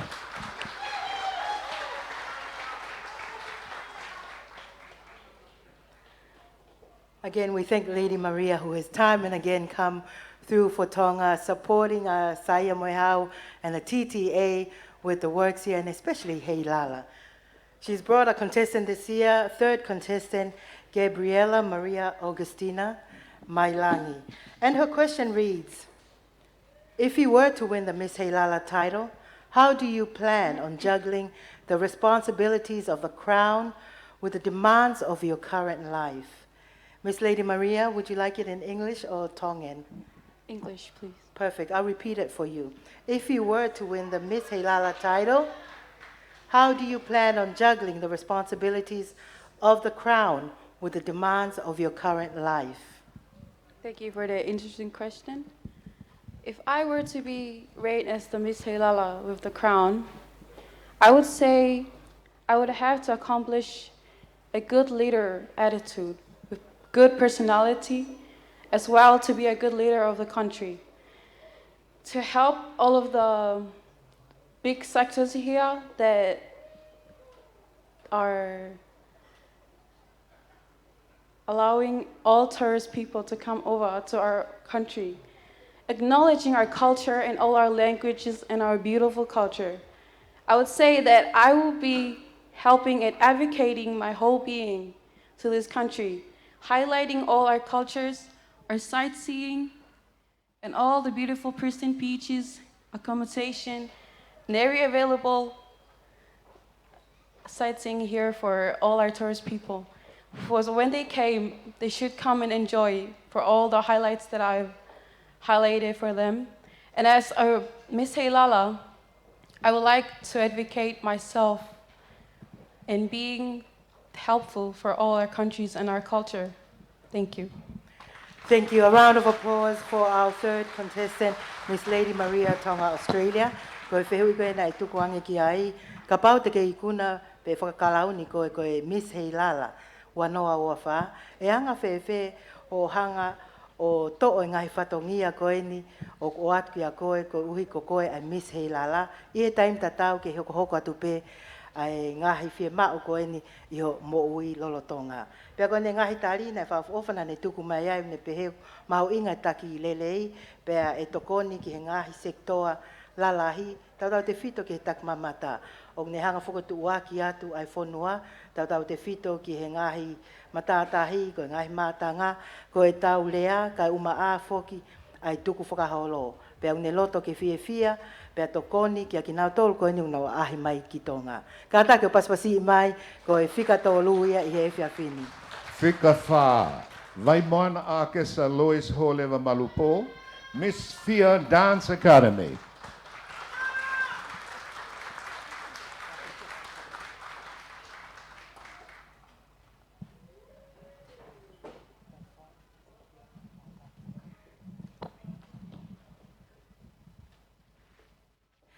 Ko tau misi whika wha, ka whakamau, ko vai moana a kesa Lois Holewa Malupo.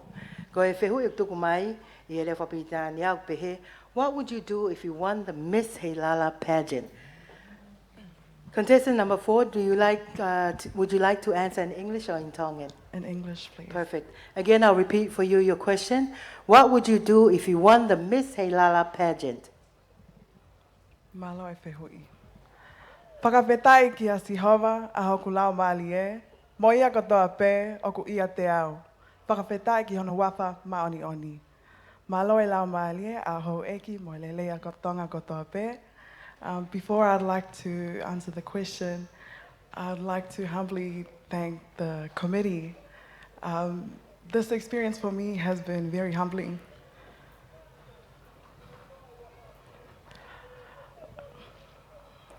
Being part of this pageant, I came in with no intentions of really touching base with my people. And my favorite experience was when we went to the Alunga ward, which is the disability ward, and the women's prison. Ma whanau ku lau maali e. We went into the ward and you could hear all the patients welcoming us with songs of hymn. I couldn't stop crying. These are people who are struggling, but they still have aivi. If I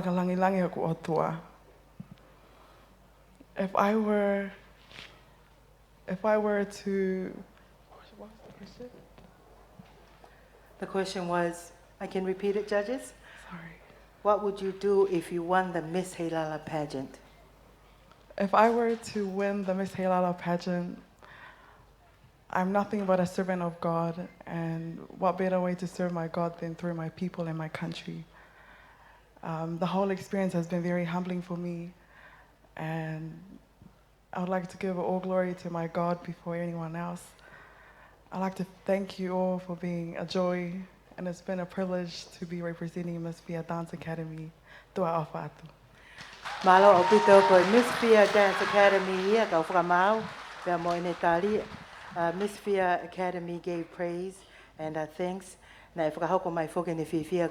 Pea mo ne whawhetai ke eiki. Mo ne whakahamai kui kai hane. Na i kai ke iai hane amanaki. E whiwhia pehe ne whiohe mo kakai. Na nau lawa whoka a ahi atu ki he ālonga. Ka uma afo ki e pliso ne koe ne kakai whiwhine. Pea na i taitalia ki nau tolu a hiva himi. Pea ne ongo i maa whana. I he ne au at koe ki au ne mahino i peo koe ke whaingofua mo uia ki nau tolu he ngai whitu koe ni. Pea na ne whakaha mai lewa o ne loto pe ke ne hanga o whakalanglangi ai o tua a ke ne hoko ko se wāniti i he whonuani. Mālo au pito. Our next contestant, Gideon. Number 5. Merima i moa he lotu kalafi whinau. Miss Abraxas, New Zealand.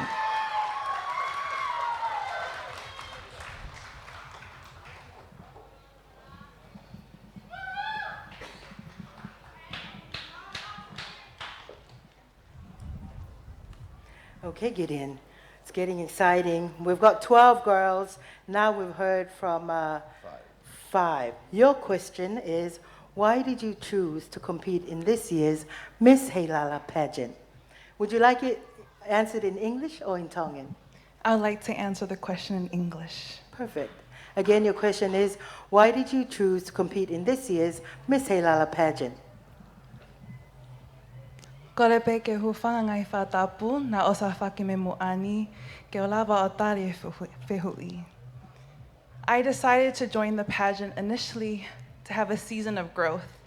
Every time I like to make sure that I step outside my comfort zone and to not only be a role model for our younger generation, but also to myself, to ensure that I'm always growing, making sure that I'm always taking a step forward and learning from all the lessons.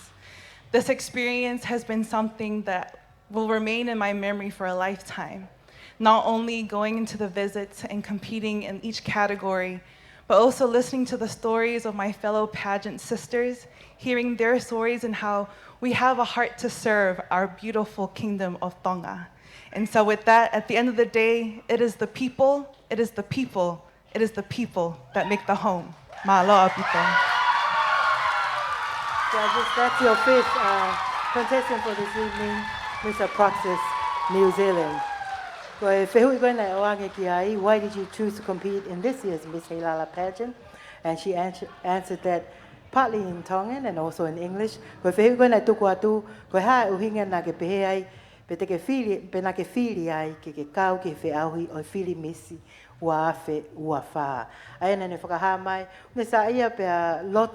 Ke whakahauko hangahi ngā ue koe ke anga maheni.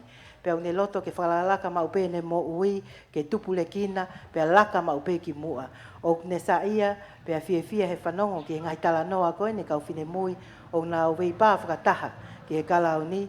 I kai ngata pea i, kau nau mao kotoa e loto ke whai whatongia. Koe ne whakamamafa i he fia whini mo whakate fito e ne tala noa, o ne pehe, koe maho ingataha ai kakai, ai kakai, ai kakai. Malo. Number 6, Gracelyn Kelly Nanaimo, Foto Aika, Miss Tonga, Hawaii.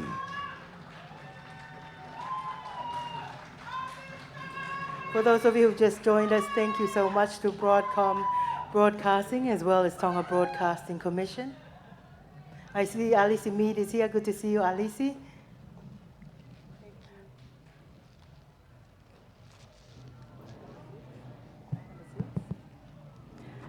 Our 6th contestant has the following question. What is the greatest challenge facing your generation? Would you like to answer in English or in Tongan? Kata ke u whahokalpe whatolea. Go here. She'd like to answer in both languages. The question again is, what is the greatest challenge facing your generation? Ko ha ai pole lahi taha o ku whipaki pe whikuki pe a moho to'o. Malo pito e ma'o wheho I mamafa au pito. Ko taha e pole o ku whepaki mo tau tau tupu mo e tau generation ko e whakaanga. Ko e ngahi ahoni whoki ku haupe kovi he ta whaakoe, hao lele ta whaaki koe na haupo whepaki.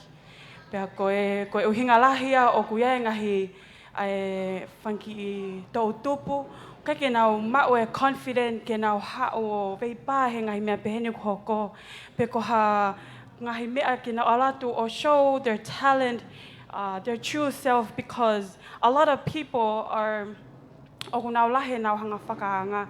Hange koen koe lele ai polo kalama koe ni whakatata pe. Koe mo nia koe lele ima kovi o na al whakataha pe. Na al whakataha pe. Koe lele koe polo kalama koe ni tau sio hake ki he ngahi komeni negativi, we ngahi komeni positivi. Pau te ongo I ua taimini iu te ongo o ku te ongo o ku tō lalo to mo lale, pe te ongo o ku lea tuku hifo I kita. Aia ko pehe ke tau tu whakataha, ke tau hanga o patoloaki, hatonga o ku lelei, mo hatonga o ku tuuloa. Ke lava tau youth mo tau teenagers all come together and show their talent, show their true self. Ke oe hoko e whakanga ko ha mea ia, ke ne hanga o tuku hifo ia ha confident, mo ha loto ha toko taha. Malo pito o whalahi atu moi manatu. So that's your sixth contestant, judges, and I apologize for the noise there, but you did well to still speak over that. The question again was about challenges. E whapone mora pena kua sia mo whanongo I e ngahi paiki ngahi mea lere koe ni mo mea mai mea ai o koe ai e wheahui ka soia ai mai tohi I he tapa aki pe. Kaka taimi mahu inga whokeni whanonga kau whamau ki he interview. Tari koe kau whine mui. She spoke about criticisms, and then tano ai o pehe ko e palo pale malahi taha o whepaki pe mo e tau tupu.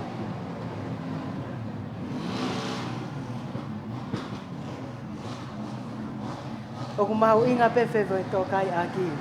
Pe au ne pehe whoke u kai ke nau.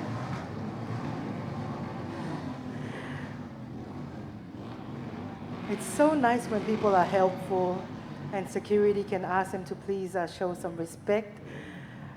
Her answer was about good and bad meeting up and how criticism is the biggest challenge.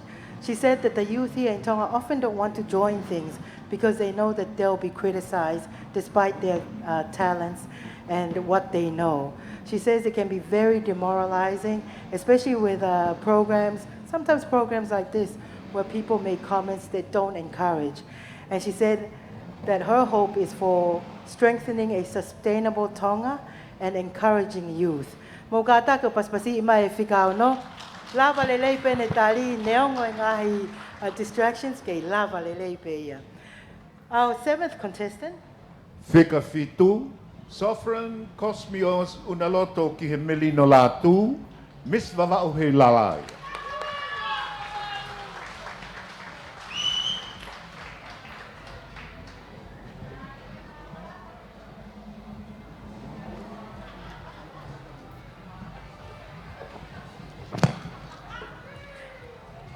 Miss Vava'u Heilala is Sovereign Cosmios Unaloto ke Melino Latu. Your question is, what is the most important lesson you've learned during this year's Heilala pageant competition? Would you like to answer in English or in Tongan? Tongan? Ko e whehu I koe nuku'alofa atu, ko e ha ai le so ni mahu inga taha, ko ke ma'u, lolotonga koe ni wheauhi Heilala. Malo e mau whehui. Ko e le son maho inga nai lawa ke wa koe lolotonga ai wiki Heilala.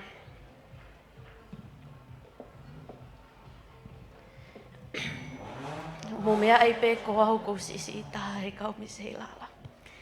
Pau ko ako anga. I he weekend ko i ako pe me kau tamalalahi.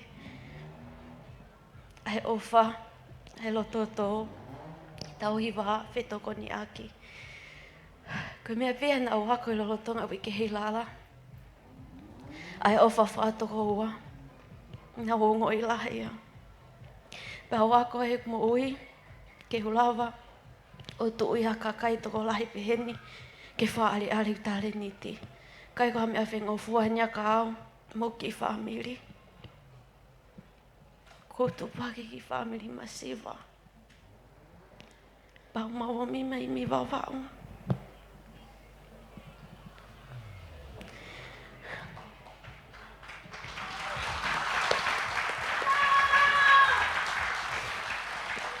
Kei kia hame te wako mi he wike Heilala.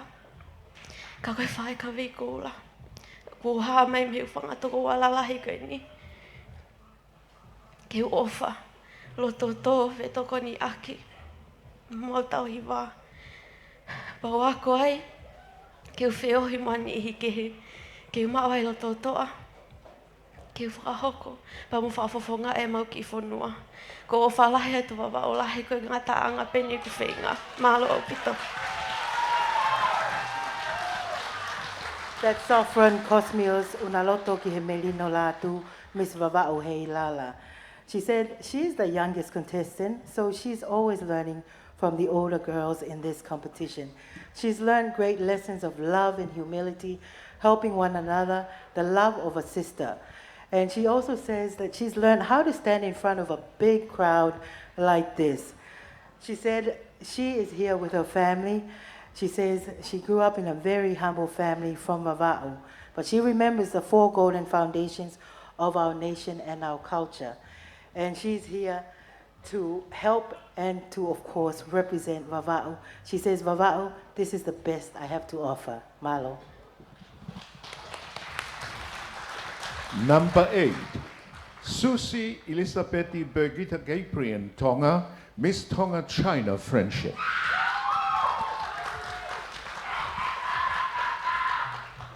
Malo, malo. Koe anga ia whi mau tau fia. We're now up to contestant number 8. Judges, thank you so much for your work. Susie Elisabeth Brigitta Caprian, Tonga. Your question is, what kind of obstacles did you have to overcome to compete in this year's Miss Heilala pageant? Would you like to answer in English or in Tongan? Whakatonga pe ko tonga ka taki. Oku lelei koe tonga pe moao. Koia. E o atu lewa hau wheu e koe he lea whakatonga. Halo. Koe haha ngahi pole. O ke pehena e pau ke hanga o lawai. Ka ke kau mai ke whe au hi koe ni o Miss Heilala taoni. To repeat my pe ka taki. Koe haha ngahi pole. Ke pehena e pau ke hanga o lawai. Pe te ke overcome. Ka ke lava o kau mai koe ki he whiri misi o taoni. Malo au pito. Ko au koe tahine mau. O koe ke lava tu he hawaanga pehe ni. O kau e he pole ke te au. Pe, at a very young age, I'm 19 years old. 19 years old. This is so much for me. This is so much, I'm telling you. Even my family, my mom, ko auntie ki tua osko nai. I love you, Mom! Makakai pahu, ko ofat ka mo tolu. Ko ngai pole pe ko whetaulaki mo e he hu mai ko ki he Miss Heilala e taoni. Ko overcome ko tu atu ko ni. The fear. Ko lava overcome. Stand here to all of you. Leat ka mo tolu. Face to face. Even the Miss Pacific na ufakaama upeke usio kiai kon ko lava sio kiai. Malo au pito. Malo au pito. Ai tali te hui o e whia whini. Koe Miss Tonga China Friendship Association. I read in a survey, judges, that the biggest fear for people is public speaking. They fear it more than earthquakes and tornadoes, snakes. Public speaking is the #1 fear. So we thank these ladies. As contestant number 8 told us, she's very shy. Ko ia ko tahine ma. Ko tu e ko i he toko lahi peheni, ko mea whainga tau, koe ki whaingo fua ki ai, ko mea lahi ki ai. Ko no tau taha hiva peheni. Pea nane pehe koe pole lahi taha ai lava o lea i he matanga. Pe hange ko e ne whamatala ku hene ne whineiki ka maa fōke aunties pe moi whamiri, moi kaupoupo me pahu. Ko si poupou ki ne whainga. Ne ongana e rifia o pehe kai ke lava o lea i he matanga pe ko hatoko lahi, ko ini kune lava ia i he fia fini. Malo au pito ko e Miss Tonga China Friendship Association ia. Number 9. Fipe latai hole wa finau. Miss Ha'apai Masani.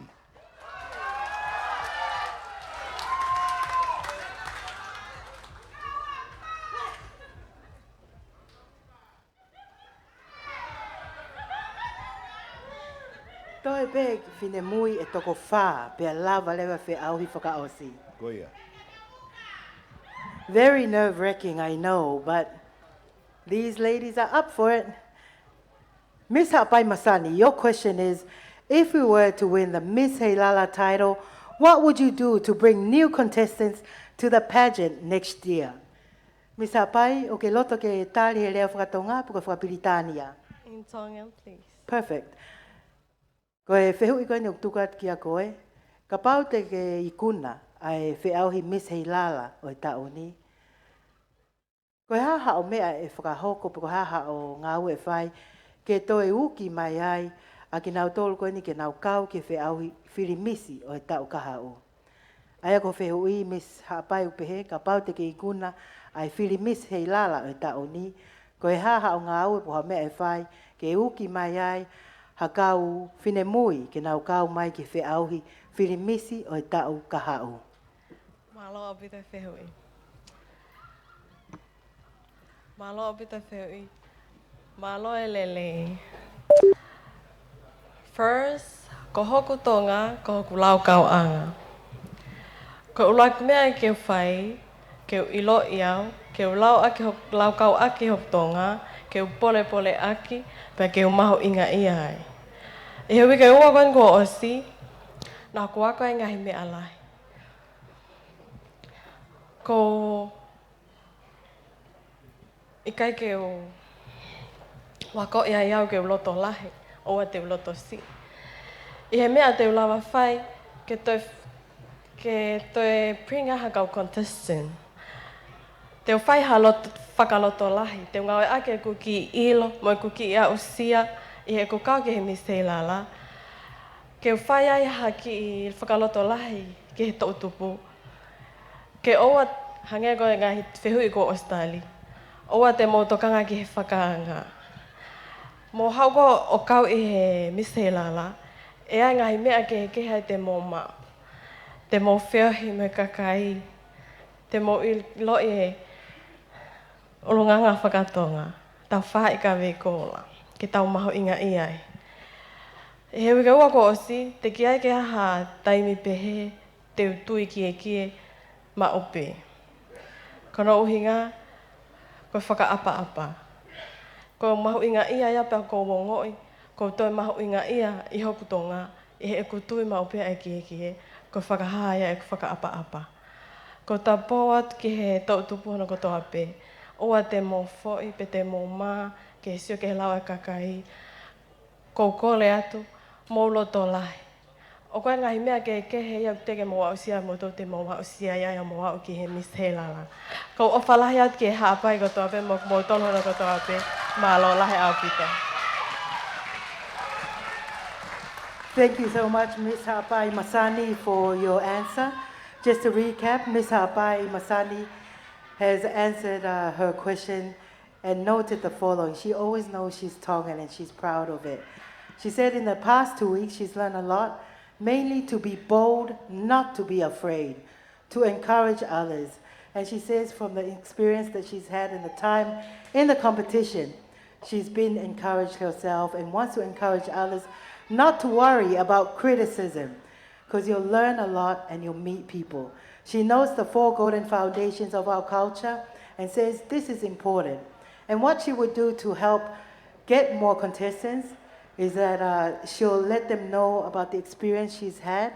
She also noted that tonight is the first night she doesn't wear a kiekie. She wears her kiekie to show respect, to show that we are Tongans. And she'd like to say to the youth, do not be shy or discouraged. Be bold, be strong. You'll learn new things. And with love to all Ha'apai people here. Kata ke paspasi imai, Miss Ha'apai Masani. Fika Hongofulu, Rachel Angelica o Manakakapu Goodenvale. Miss AGT and Ma'imo Catering. While she's getting her question, we only have 2 more contestants. But just looking at the contestants right now, they look so relaxed and beautiful. Probably thinking about, finally it'll be over tonight. We thank you for being here and of course representing your respective organizations. Your question is, what is a social issue you are passionate about and why? What is a social issue you are passionate about and why? Would you like to answer in English or in Tongan? Maybe both. Perfect. Can you repeat that question? Yep. What is a social issue you are passionate about and why? Thank you for the question, judges. One social issue that I would like to advocate for is that the way I act for people to provide services in everything I do. Kono mo ni ko ki tau tolu o ku ki tau mau ai malo he unga mo tau iwi ki tau whai e tau lele taha ko ngā pe ko tau o ku we are afraid to provide and do our best with whatever we do. Ka kono mo ni ko social issue ko advocate for is just working for my people. Be of service. Ko hape lele taha e whai aki a hoklo tō kotoa mok ofa ki hokakai I he mea kotoa pe ko ia pe malo. Malo Opito.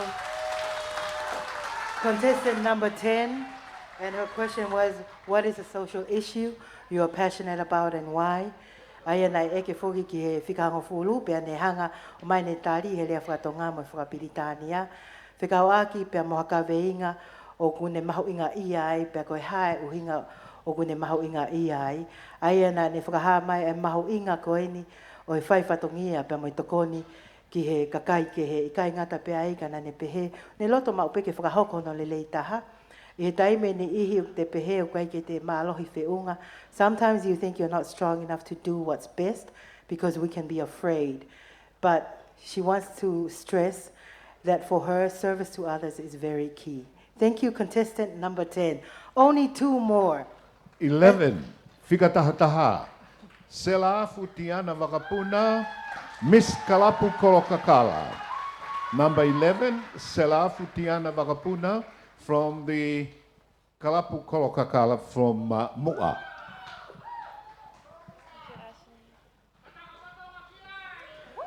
Malo, koe lau maali e Heilala, tau lau kau mo fia.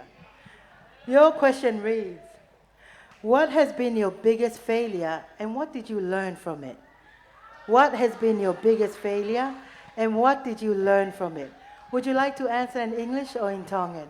I'll answer in English, thank you. Excellent. My biggest failure throughout this whole experience is trying to be positive throughout this whole thing.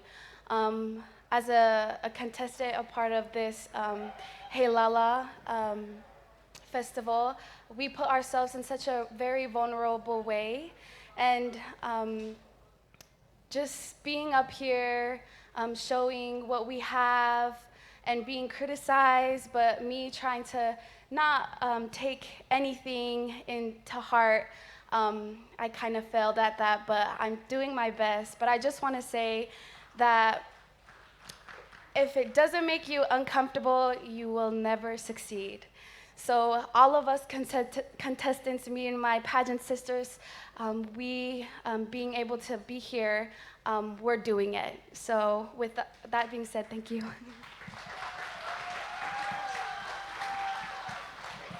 Thank you, contestant. That's your answer in English, and I'd just like to share in Tongan.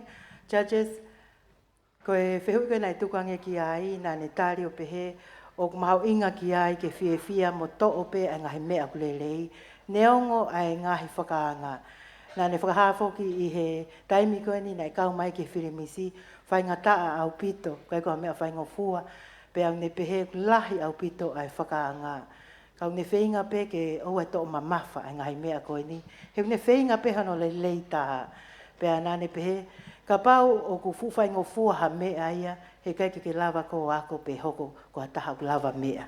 Pea koe tāli o mai me ki whine mui koe ni, ai ne loto ke whakaha, ai ne whiawhia mo loto pe ke to o ngahi mea lelei. A round of applause for your contestants.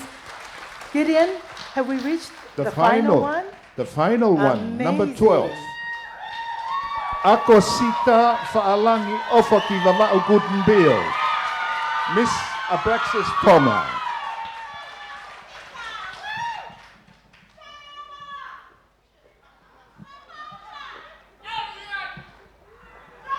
Koe tau wau mai eni ke whine mui, whakaosi koe ni I he wheau hi. Contestant, your question says, why should you be our next Miss Heilala? Would you like to answer in English or in Tongan? In English. In English? Your question again, why should you be our next Miss Heilala? Thank you for the question. Why should I be your next Miss Heilala? I believe that all these girls here deserve to be up here as your Miss Heilala. They represent who we are as Tongans. We carry ourselves with pride, courage, honor, and most of all, humility. And I, as a proud Tongan woman, have those attributes.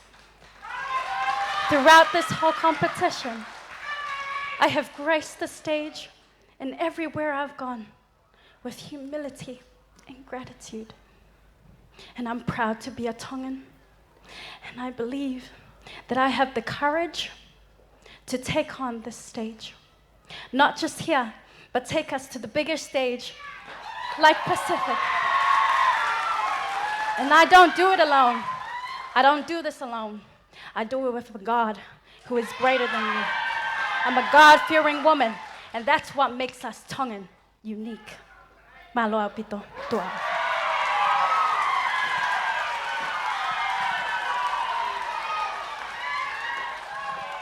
Ladies and gentlemen, that's your final contestant for tonight. Nai whakahāwho ki he Aiongo o Bruxelles. misi koe ni O Bruxelles, New Zealand. Ai ne whiawhia mo ne O whakamalo. Bruxelles, Tonga. Koe hui ku kau I whiaui koe ni tu whakataha Ke, Stacey. koe mea ia kau Koe whamau. whine mui e toko tahataha makehe. Whamau O wha nau au pita loto kau toa ke nau whiwhine. kau mai. Ne pehe o nau lau kau aki ai ngahi a whafofonga o nau whakahoko. O ku mahu inga whoke ki nau tole whakapa-apa. Pe o nau pole pole I ho nau tonga. O ne pehe ko iau ne mao kotoa. Ai ngahi mea mahu inga koe ni. Pe o koe whakawhitai mo whakamalo. He o kuloto toa ke ne whakafofongai a ki mautolu I heni pe a au ki ha Stacey I tua puleanga. Na ne whakahāwhoki o ku ngā ue pe mo whakaongo ki o tua pe koe mea ne hanga whamalo hinga ia. Koe tāli ia ai whakafofonga pe koe Miss Apraxis Tonga. Judges, your 12 have answered the questions tonight. Boy, that was a tough one. A round of applause for our 12 beautiful contestants who are now at their table having answered their questions. And for our judges, we can relax now. It's you, judges, who now hold the answer and, of course, the marks for this evening. The auditors are tallying it up. And, of course, our chairperson is here. We'd like to acknowledge some of our visitors who are here from overseas, not only from visitors by air, but we also have those who are here to celebrate His Majesty's 65th birthday. naval vessels here in the kingdom from the UK, US, Japan, Australia, New Zealand, China, Papua New Guinea, Samoa, and Cook Islands. Hoek mo tau kainga lolotonga e whakahako koine whamaupopo ai kau whamau mo kau ati tau. Tau whiwhia ko uhi o kuiheni ngahi manuao ko e iheni foki ke whakalanglangi mo kau mai ke katoa ngā i koe ni aho alo i tama ai ena e whakailonga i ane a whi. Peu toko lahi o tau kainga i tongani kau maafo ke nau tau me i tua puleanga o nau lava mai ke kolo Heilala. Gideon, it's getting exciting because we're near the end. And special awards. Miss Personality, 500 Paanga winner for the contestant number 10, Rachel Angelica or Manakakapu Kutunbil, with over 9,000 likes on the official Heilala Festival Facebook page. Oh, this is the result? It's already out? No.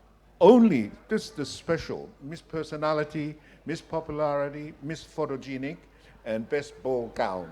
Okay. Ko ni ihi foge ngai fe au ko nei whakahoko mai pe tu ko te ngahi ola. Iha minitsi pe. DJ and the band, you've had a good rest. Let's give these people a dance or so. The dance floor is here hoek mo tau ka inga ko e polo foge ni ai katoa ngā Heilala. Lolo tonga whamau opo mai ola. O ku mau mai tau DJ ta e mai tau ki foi fasi. A tā pe mo tau dance floor. Ko hai o ve tonu ko tai mi e malo.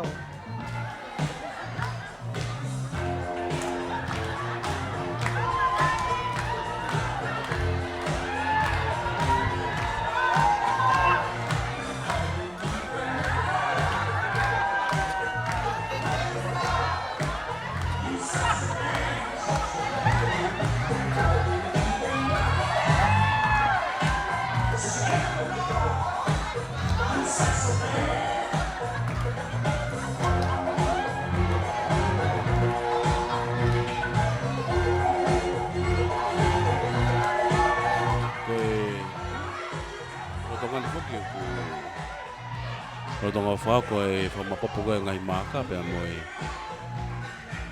ngai whiau hi koe e whiwhini. Ko i hewani o kuro tonga me atua anorman ki he dance floor he rorongani. Ngai pe koe ngai ata koe mo wakai me ki kei. Koe whiwhia e hewani pe me kau whiwhini koe au nau kawat ke whiau hi koe e toko tahaua nau veipa ki he clown ni misa Heilala e whiwhini. Miss Tonga, Hawaii, o tonga whiawhia i Hawan. Ka mafu e kau whiwhine, e moki nau toro nau kau whataha mai ki he Heilala Village, i he Vuna Wharf, i roto Nuku'alofa. Ka moe ngai whiahi ke clown ni Miss Heilala, i wafi wafa.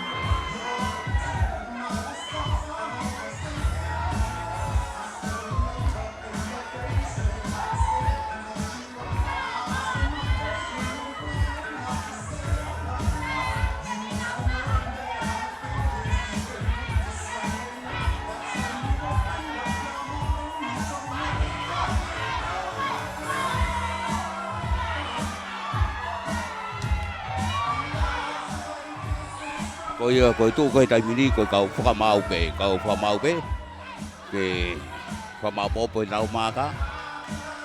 Ko lava ai whiauhia o i poni. Toi pe hui koe e pare. Ko hai he toko tahaua e Miss Heilala o i wanoa wapa.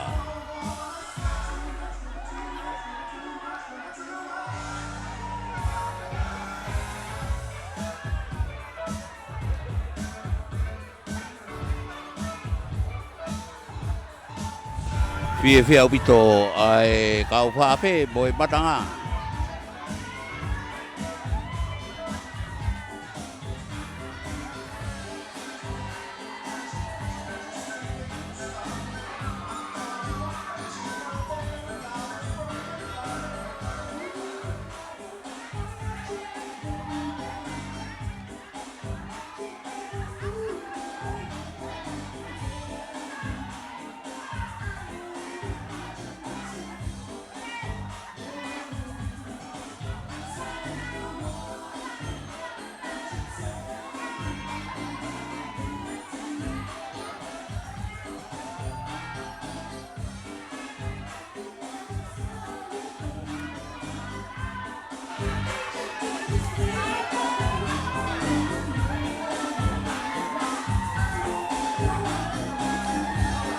Oi molo tong mea pai poke live stream tu ai kamau kau si kau miss nau pe au kau fine bui kau nau pe au ki kalau ne miss Heilala ve pa si ko latu i live stream ai Broadcom FM broadcasting pe ke le tio walfit point ni ma FM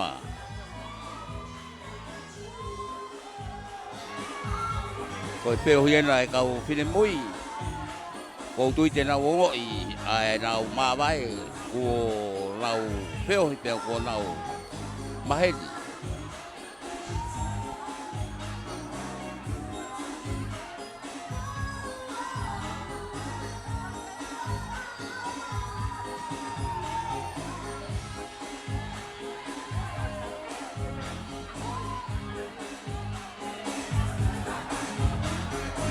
Ona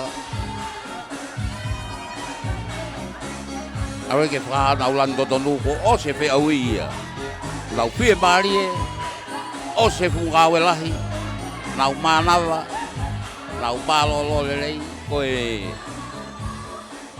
lau miniti pe ko ki atono kalau ni ki to tawa e city ta Hamilton vai nuku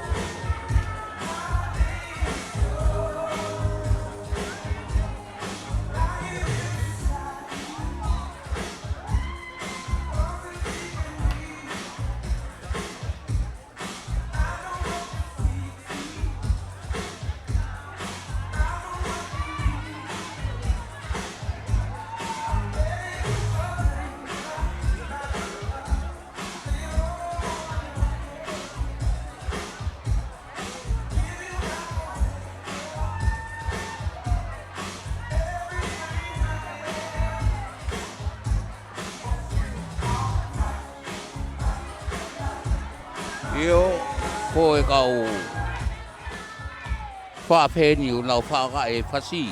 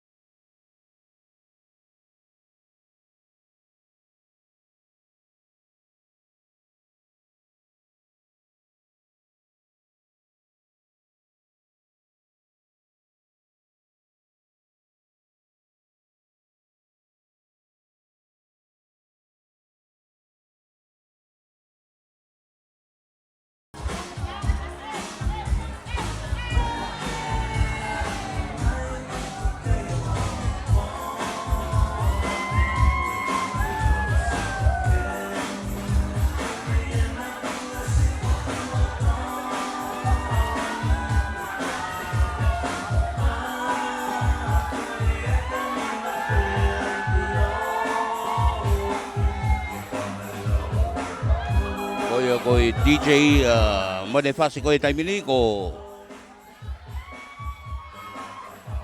George Tonga.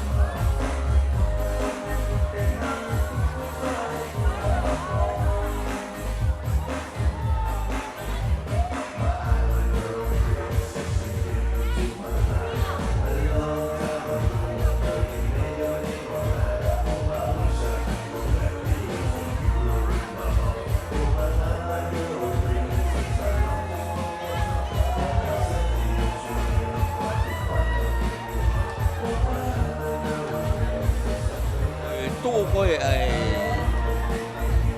te niti koe ni i Heilala Village. Pa te pokasia kita ki he langi, pai te a whetu.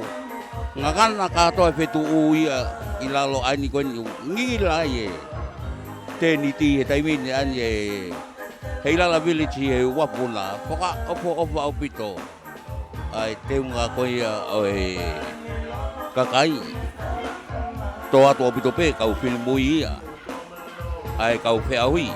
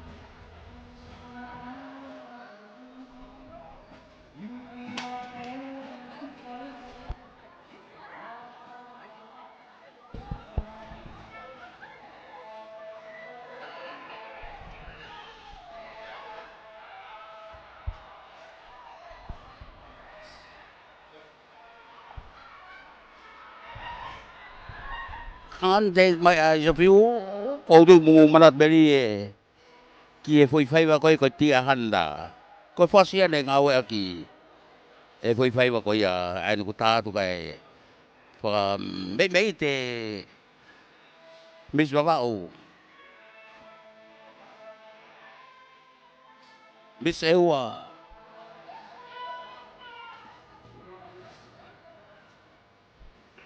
Miss Hawaii. Miss AGT. Albert Gutenberg Trading. My boy. Catering.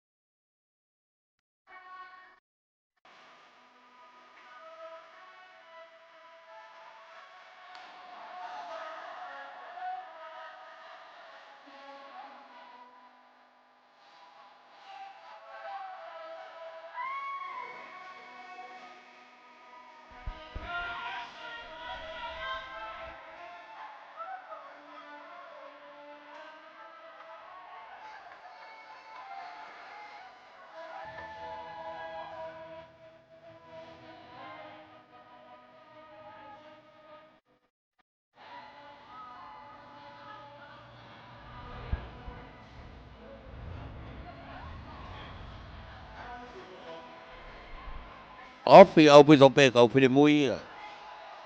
Vai fe au ko ia Miss Universe. Miss World.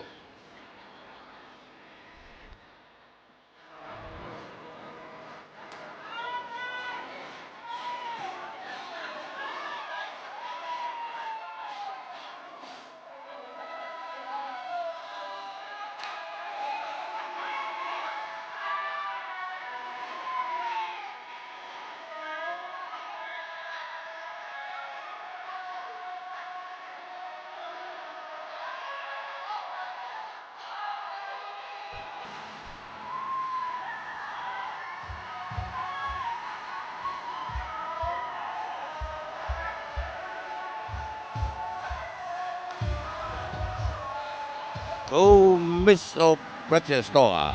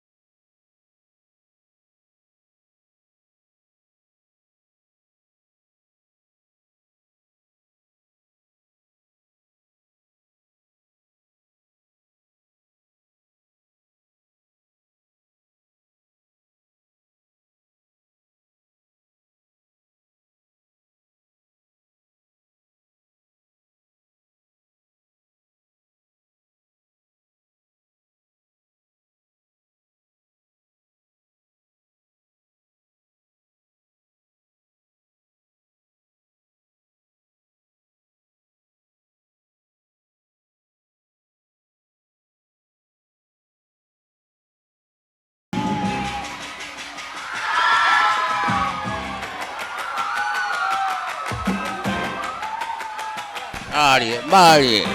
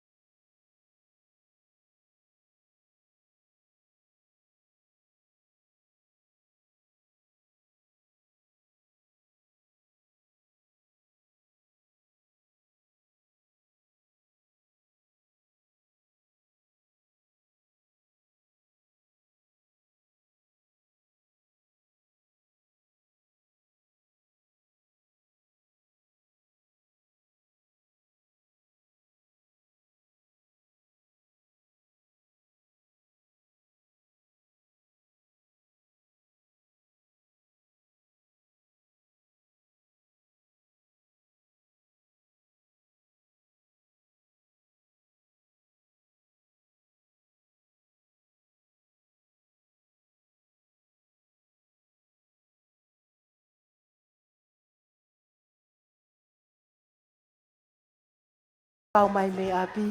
I e fi afini e tuku atu whoke ngahi o la, o si lahi pe kau whakamau ia. Kau tau loto pe ke whakamalo i ai, ai ni ika na nau kau mai ke no whakamau i, ai whe au hi whakaosi o e fi afini.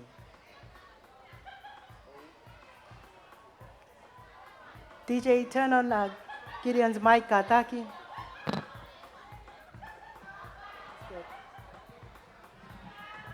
Awake mo. Whamalo ato ai be whoki he tau te pire ko ia kau whakamau.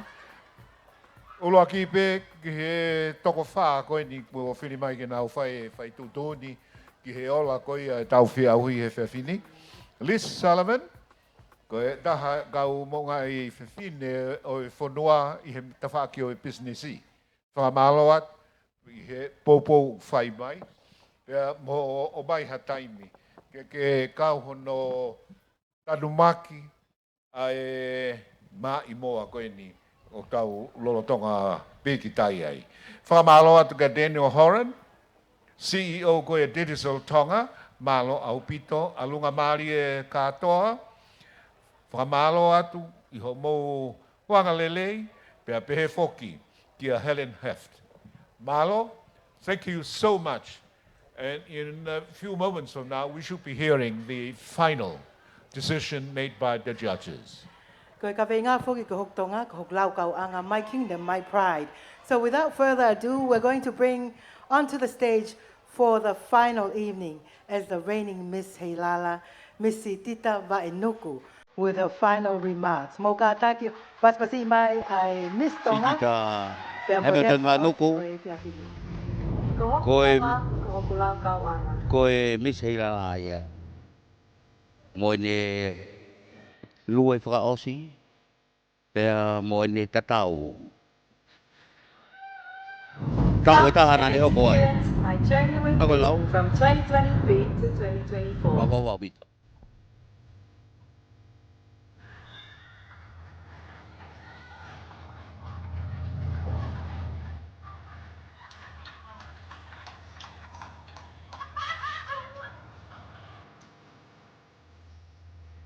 I'm very honored and happy to be here.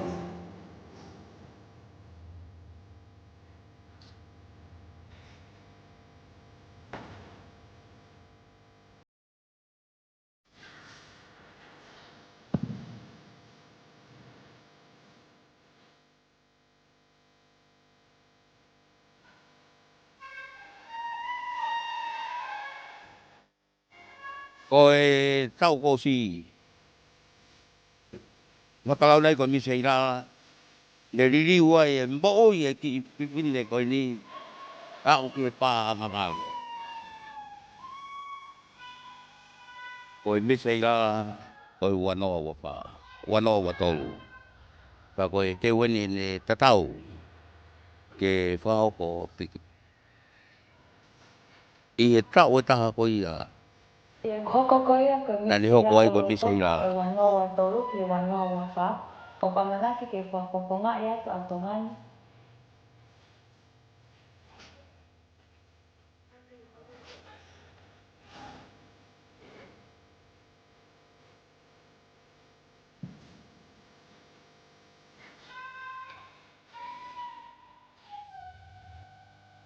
Pau ko ne lue ne matatai ko.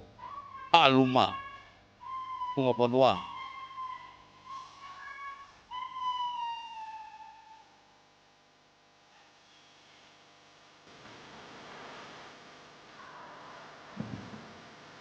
Wawito sitita. Heme tel vai loko. Teu kai a kele kwa ke atu no kalawi.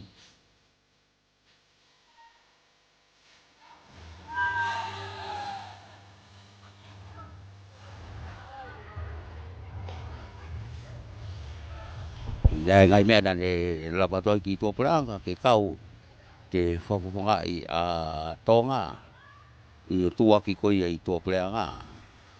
Ange te tōna i tātoanga i tongani e wakalangang iai.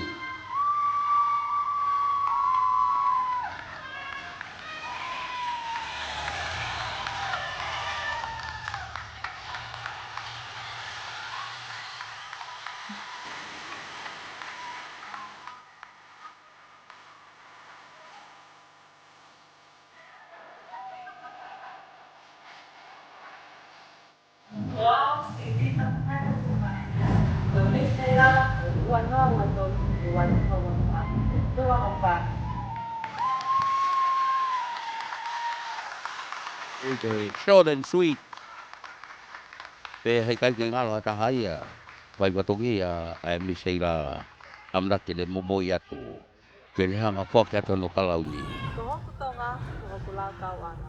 Thank you, Sitita, for a memorable year and a job well done. Ko tu i tawa mai ki he konga koe ni utau tatari ko toa ki ai. Mahalo ku tali peke ne mai kaka ku ai ai ngahi special awards. Fia ma upe ke lava lele tau katoanga ia ngai minitsi ipe. Ko tō kono mo wilo mo kawai ka tako te uteo mai tawhaki ko ni. Again, Miss Tonga.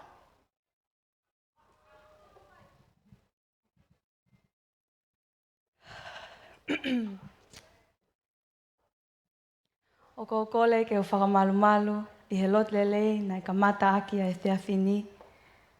Te whaka... Pea mo ngahi tala whakapa-apa ko oso noa whaki. Ke ata ke whai atu mua ha whakahounga o whatongia na hiri whaki mai. O ko tuku ai whakamalo mo whakawhetai ke o toa maafmafi ko ne tataki o wiku nai a whatongiani. Koe koloa e Tonga, koe whakamalo. O ko atu e whakamalo, ma loto honga ia mo oni, ke o ki i whamiri masiwa, ke o kongo mātua.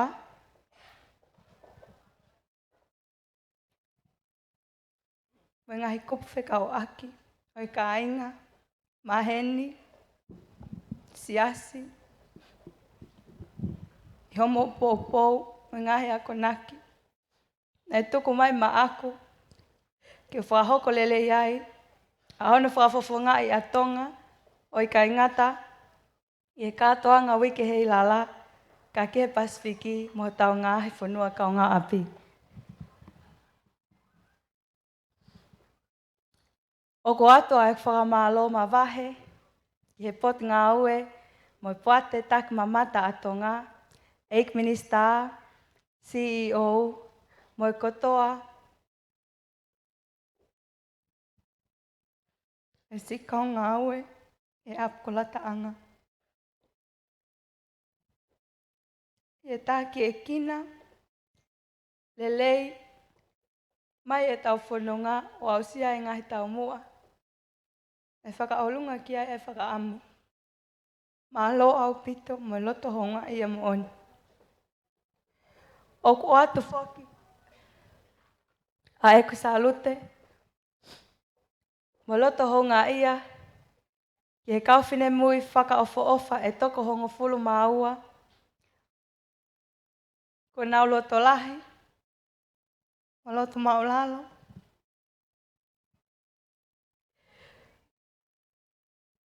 Ke kau i he vei pā, o Miss Heilala ki he tau ua noa ua whā.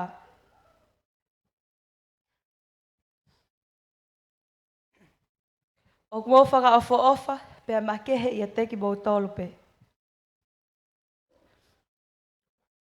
Ma lo au pito ai mamahi i whanua, he kana e tae oua, a ho mou kau mai, e kai ke tau iheni i he poni. Tuku bua ke o ato ai whakamalo tu ani, ke he kau whewhine ni ma mea, kau tui tui, aki mou tolu ko whakatale niti aki he eiki, a hono whakaofo-ofai, ho mau ki poko i mata. Kai pehe ke teki nau tolu ko toa pe, na nau singa aue ma te aki, ke maa mau pea e wheitu ko e ni, ke tau ihenia i he poni. O ko whakamalo atu ki he tonga kotoa i tongani moe ope. Ma loa e lotu, ma loa e tali lelei, ke uhoko ko ho mo se vāniti. I e ki vai taimi ko e ni, ne ukoloa i ai i he kalauni o Miss Heilala a Tonga, na akua o si ai ai tefto i mo oni, koe o tua o ki kai liliu. Neongo ai hāpōpō uli ai whanonga, i hangahi taimi pia whepale kina he ngahi pole kehe, kana aku ilo pau, kana e tae oua pe ai kau mai ai eiki. Ko iai, ka iai haki i lelei, ke utuku atu, ke kau whewhine whakaofo-ofa, ko nauloto toa, ke hoko atu, a hono lele aki i ai whuka o mai moani, ko eku whakamanatu, ke tau manatu i peho tau ki loto whale, mo ilo i kita, pia moe apasia o tua, pia ko ene ka katoia, ai puke puke, ai siate wholau ai Tonga, koe o tua mo Tonga ko hoktofia. I would like to end with one of my favorite quotes. I have given my all to represent Tonga with the best of my abilities. I have always been proud and honored to be a local girl serving my country, the only remaining kingdom in the Pacific, our beloved Kingdom of Tonga. It was never about me, myself, and I. It was always about God and Tonga. Malo au pito tu au whāte. Miss Tonga, who was our Miss Heilala 2023. Thank you. Thank you. Hamilton Vainoko. Would like to quickly mention our tourism industry The special reigning award, Miss Heilala. which will be handed out after this to Miss A Lady memorable Maria year Tonga, and a job Australia. well done 28 years of again. support for Miss Heilala. Also to Lavi Maka and Fiji Airways, 45 years of support for tourism and Miss Heilala. MBF Bank, 30 years of support for Miss Heilala, and to the Moehau Group, 25 years of support for Heilala. All awards and gifts are proudly sponsored by Fehoko Arts and Creation. I'd like now to respectfully call upon the Honourable Minister and the CEO to please come forward. Our young ladies are on the stage. Hoik mo tau kainga, whia mau peke tau paspasi, ai toko taha ua koe ni, o ku nau kau mai ke whiau Filimisi Heilala o e tauni, ko mau mai e o lapa koe whamalo ke Honourable Dulcie Day. Gideon, I know we have some prizes, but our results are in, and we'd like to get it out there. Mo toko no mo mea mai koe me a piu whamalo ato mo poupou, whi mau peke tau paspasi whakahaho tau Tonga, aki e tau poupou. Whamalo at whoka Stephen Fehoko, ka maa whoke a Tina, koe uhi, koe tokoni koe ni o whao mai, ai ngahi kalauni whakaofofa. Stephen Fehoko is a master carver. He's given out 12 gift bags, pearl necklaces, all hand-carved, and they've also donated carved kumetes. The pearl is from Ha'apai and Vava'u, and in all his experience, he's always made a new crown for each contestant and winner.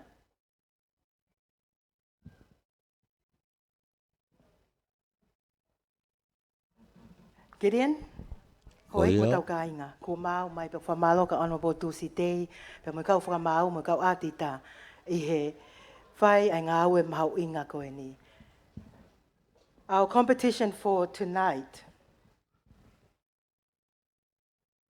has some special awards. Throughout the week, you've seen the different competitions, and would like to first announce the Miss Personality 2024. Please put your hands together for Miss Tonga, Hawaii. Koe lakpale fuaki e ahoni. Koe pale ia ki he Miss Personality. Koe pale makehe o fuaki i he whiawhini Gideon. Miss Popularity 2024 goes to Miss AGT and Ma'imoa Catering. Miss AGT go Popularity, Miss Personality, and the Our third Personality. prize from the special awards for Miss Photogenic 2024 goes to Miss Apraxis Tonga, number 12.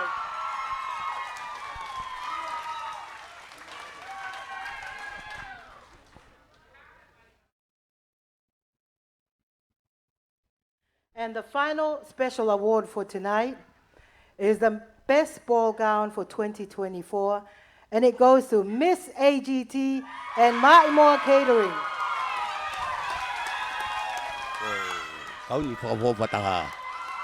Miss AGT, Ma'imoa Catering. Gideon, you can tell us what the prizes are. If I'm mali ko ni ko lai ke kau fa pe falang langi ke mo katak mai mo ki mua ke foa ki ai Pe mo e whataha pe mo whawofa o i ki whewine. ko le tu kau O whenā pasi pe e ko fu mo e ko ue pe whawofa mo o i ki hingoa pa mo whewine. lava mai leva ki mua e toko ni leva ai CEO ke minister.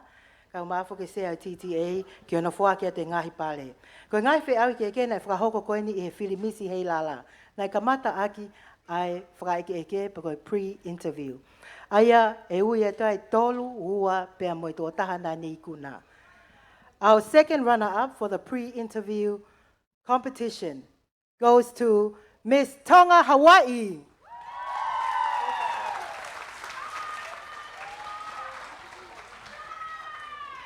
The first runner-up for the pre-interview competition goes to Miss Apraxis, New Zealand.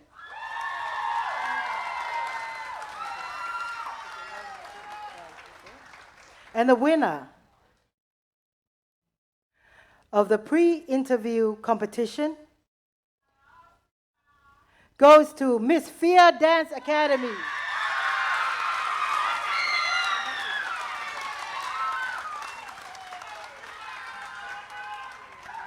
Now for your second competition on Tuesday, which was the sarong wear. There are 3 names here. The second runner-up goes to Miss Tonga Tourism. Koe whikatolo he whiaui koe te hunga matatahi. Koe Miss Tonga Tourism. The first runner-up goes to Miss Vava'u Heilala. And the winner For the best sarong wear goes to Miss AGT and Maimoa Catering.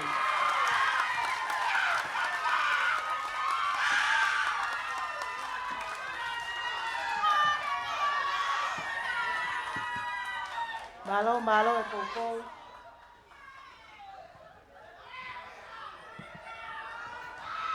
Our next award is for the Ta'olunga competition. I he whiahi Ta'olunga, koe whika tolu, koe Miss Apraxis Tonga. The second runner-up is Miss Apraxis Tonga. The first runner-up for Ta'olunga goes to Miss Vava'u Heilala.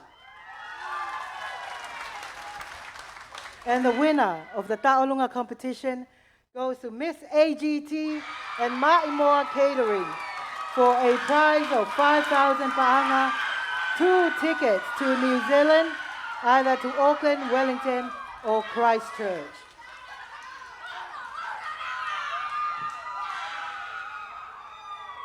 Our next competition is the Teunga Ta'olunga. Again, we'd like to remind you that Miss Personality won 500 pa'anga, Miss Popularity won 500 pa'anga, Miss Photogenic won 500 pa'anga, and the Best Ball Gown also won 500 pa'anga. And now we're ready for the Best Teunga Ta'olunga, or the Best Ta'olunga Costume. O ku fuaki foki e ngai pale pa wai ngai certificate kau fine mui mo teu mai leva ko e whiauhi hono hoko.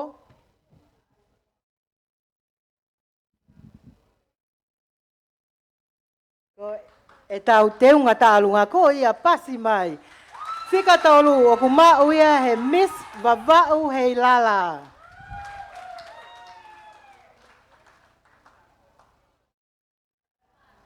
Mahino pe ko e hai e kau ikuna e toki tufa atu pe mo ngai certificate. Wa malo ai pe foki ki he kau sponsor. Ko e Miss Ta'olunga, Whika tolu. Ko second runner up o mau ia he Miss Vava'u Heilala.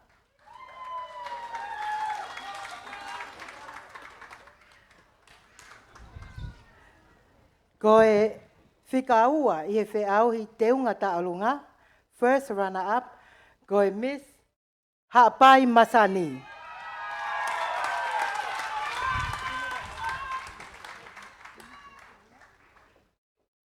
I'm going to go on stage, it's easier, and I'll ask Gideon to read out our sponsors. Malie, Malie.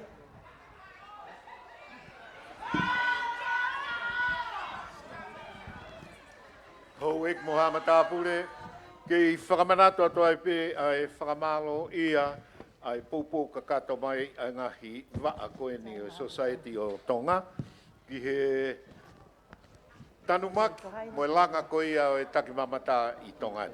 Pea ko hono mooni whakamalo atu ki he ofisi ampastoa koe ia o e kakai o Siaina pero e PRC Malo au pito, pea pehe foki ki he talawhekau lahi koia a Nusila mo ofisi talawhekau. Matthew Howell, His Excellency. Whamalo ki he National Reserve Bank of Tonga, MPF Bank, to Anton and his staff, and Tano a Dateline Hotel, Whehoko Arts and Waimona Media. I'd like to say thank you very much to Digital Tonga Limited for all of your assistance. Thank you, Gideon. Ko ni ko lava mai ken ke whahau koe whatongi a mahalo whaingofua, Gideon. Tu lou atu. Ko ia, ko e tau whiauhi koe ni ki he Teunga Ta'olunga. Aia o koe ai pāle e tolu, na e osi foaki ia. Ko e pāle lewa e ni ki he Ta'olunga. Aia, ko e Best Ta'olunga. Ko e Teunga Ta'olunga enu tau hoko mai ki ai. Ko e whika tolu, ai nei whakahoko atu, ko e Miss Vava'u Heilala.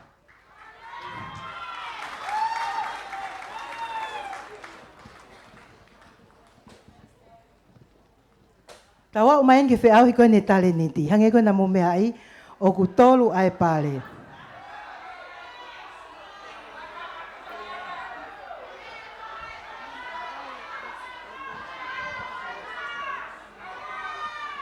Ko e best te unga ta alunga foki na ikuna he Miss Tonga China Friendship Association.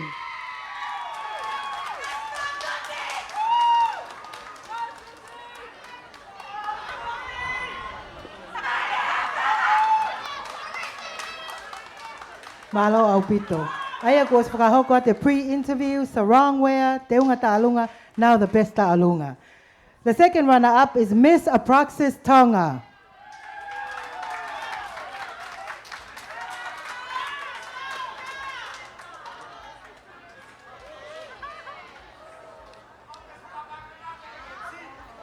Ko e pale hono ua ki he ta olunga o kui kunai ai Miss Vava'u Heilala.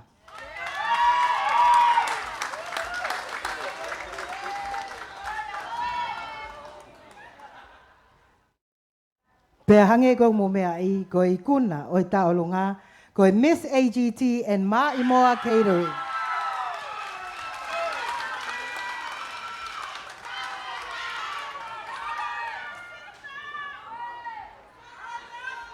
Ko e whiauhi anō ko e whiauhi tale niti. Aia ko e whiauhi ko ni o koe pale tolu. Ko e pale hono tolu o ku mao ia e he Miss Ha'apai Masani.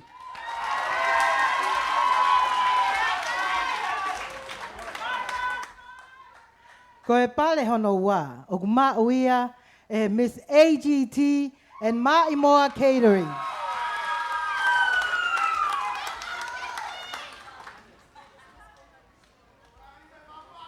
Pea ko I kuna I he whiauhi tale niti Miss Heilala ua noa ua wha, Miss Apraxis New Zealand.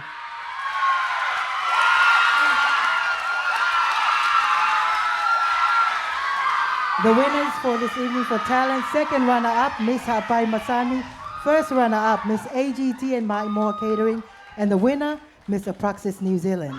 For tonight's stage interview, the second runner-up goes to Miss Apraxis New Zealand. Ko he whiauhi ni koe interview he whiawhini, aia o ku tolu ai Miss Apraxis New Zealand. The first runner-up for tonight's stage interview goes to Miss AGT and Ma'imoa Catering. Aia koe ua ia I he whiauhi interview e pōni, ko I kuna I koe Miss Apraxis Tonga. Hoek mo tau ka inga, ko e ola ni I he ngai whiauhi takataha. Ko e whakalu ku fua, ko mau mo ia. I he whiauhi whirimisi wa noa ua wha, I he toko taha ua koe ni, o koe ai toko nima, o koe ai hanau ngahi pale koe tuki mua. Ko e whika nima, ko e Miss Ha'apai Masani. Our fourth runner-up for the overall Miss Heilala competition goes to Miss Ha'apai Masani.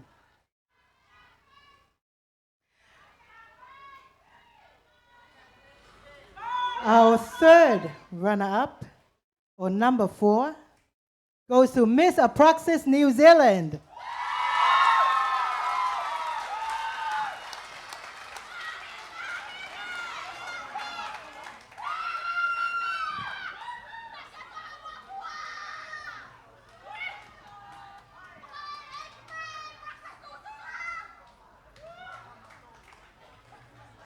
Our third top, or the second runner-up for Miss Heilala, goes to Miss Vava'u Heilala. Ko e whika tolu he whiauhi whirimisi, ko e Miss Vava'u Heilala.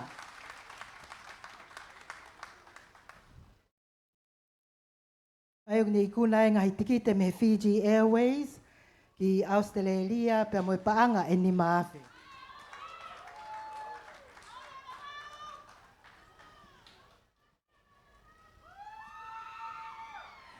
Ko e whikaua I he whiauhi whirimisi hoi hoi fua Miss Heilala. Nei kuna paanga tolu wafe. Katak fituafe. Pe mo tikite me Fiji Airways. O kuma uia e Miss Apraxis Tonga, the first runner-up.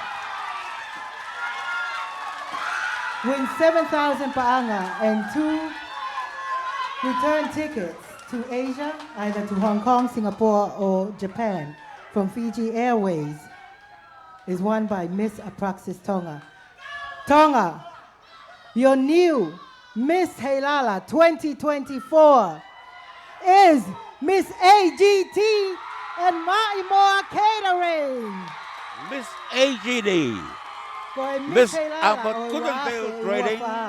Nei kuna ai tikite e ua ki Amerika, paanga e tahamano, ka umaafo ke pale, ko e koloa feunga mo paanga e taha fe tupu.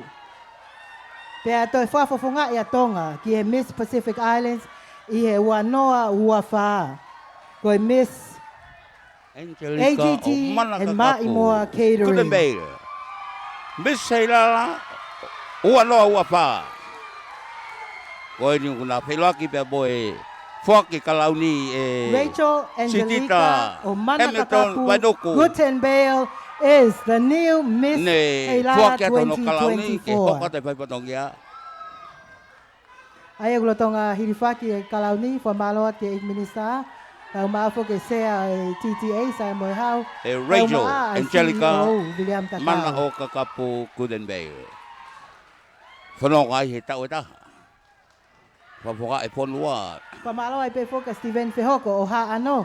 E ne hanga o ngau himai e tau. Mone pokei. Ladies and gentlemen. Matalakau mono Kalauni mone tatalo pepia. Pea mono a pei ko Miss Heilala. O e wano wapa. Kia o palahi ki a mai upia. A pea ki takau. Ko i kātonga i pokei.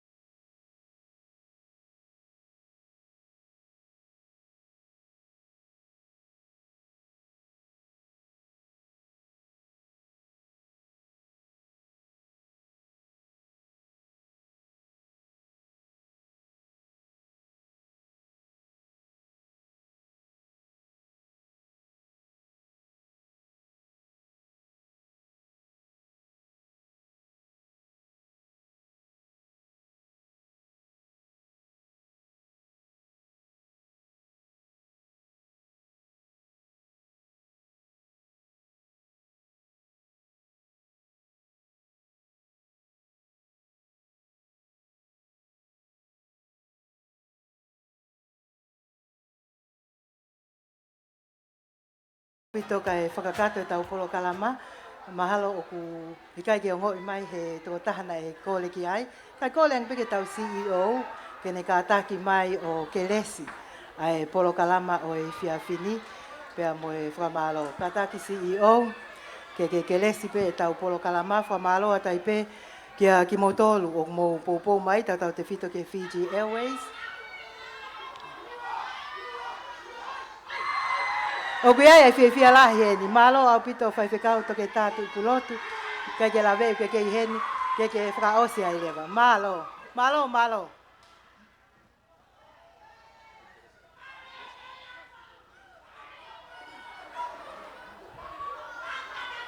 Ke taulot. O toa math. Ai a fiona ko ia whangatuku. E mea ko toa pe. Whamao ki a fiona ngau ko toa pe ha tangata. E ko koe ai whakamau lahi. Ai moi whakamau totono. Ko ngata anga ene ka toanga wike Heilala. Whawhetai I he loto lahi. Ko moi pore ai whanau koeni ka koe mau whanau. Ke nau tuo whamooni ko nau tare niti. E moni e ka vehinga ko whai aki. Ano pāo tolo aki a kā tonga koeni. Ko hok tonga, ko glau kauanga. Whawhetai he ngau e whaingata a mawha ko whai he kau whakamau. Popou whai he tare ki tā ka mai minista pa mui pot ngau e tak mamata. Koeni ko ola, ko tala e ola ngau e mawha wike koeni. Popou ka ho mauloto maulau maarie. Ko i rei ko tō pe koe whuaki. Tua, nengo taha pe I kuna. Kau I kai. Ke si ia tare neti ma koloa mo taha pak whakoloa ki a fiona. A whika aua mo tolu, wau ke hongo fulu maua.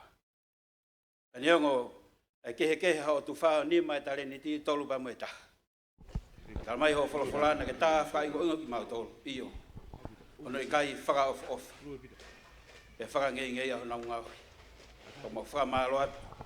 Whanau talavau mo hoi fua nau tuha ke whamooni. Pake tuha ki ai Tonga. Pa mau whanua. Tāpuak mai e hau e whanua.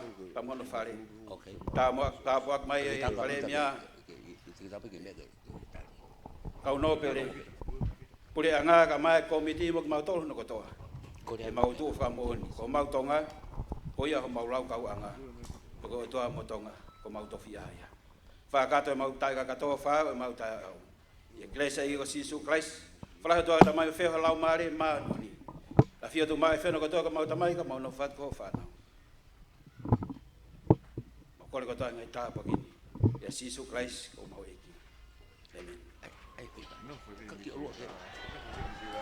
Iyo, koe lotu ia le whao katua e whawhekau. Toke tā sone tui polotu. Pea I e tangini e whawhenga he, mou mai peka whawhenga he ki e Miss Heilala. Fo'ou ki a Angelica.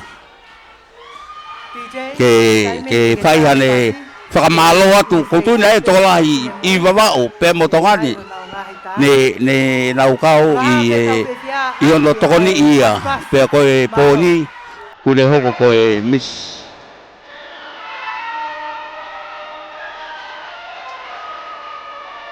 Koe tu e whakot pēne lea whamalo.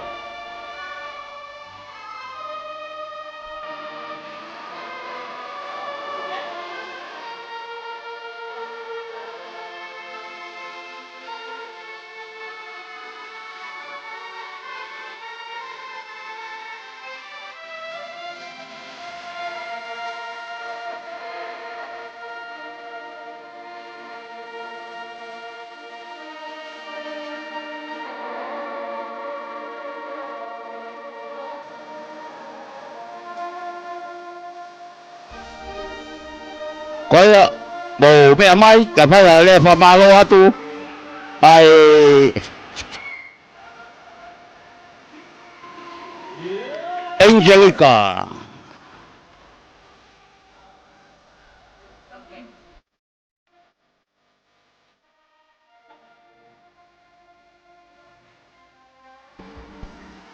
Koe mo mea mai. Mamau, mo mea mai. Matanahi ki tahi koe la.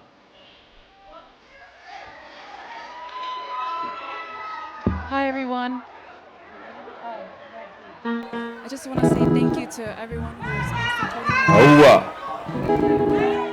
And even before that, I am deeply grateful for all the love and support that you brought me through I he kamataanga o whiauhia ma ke tainimi. Ko hono mo ni ko mafu o tuku ya tek mo tol kotoa, family, maheni, but my friends, even those who are just fans. I really, really support you all. I really, really am grateful for all the support and love. O ko maha o whalaat ka tek mo tolu, ko ia ve malo. Thank you. O bito ko Rachel, Angelica. Mana o kakapu Gudenberg. Ko Miss Heilala wano wa ko na ko tu pe te fu ka me kai ke tahi. Mai api ko mana kakapu. Ke a mai tahi ko tai tu na ula. Pe mo botol ka toa. Pe kia o kiti mo botol ka toa ko mana kakapu. Ko ola si hela o kiti. O pala ya tu. Congratulations Miss AGD. Ko Miss Heilala ya. Koia pamalo atu motol koi me hope motol koia I tongani lavlele ia fuka toanga oi wike Heilala masani pe fa ke Heilala village fata ke lele pe mo block party ai one Tonga mo ngai fuka fia pe koi io ko ngai fuka me tai pe ke aloi oi King to Bowono, koe hautoka o Tonga ia, ka hoko pea toi pea, iu ken mo bongbong, ka whawhonga ia tu, a kau whaipatongi a koe ia mei he Heilala Village, ko Aripate Kisina, Junior, pe ki a Pita Takapua, pe ki ongo tale kita, mele tio ko me sake whabokeo, pe mo kotale mu toipua, Wow, anol manu, malo mo mea mai, ka mo mea.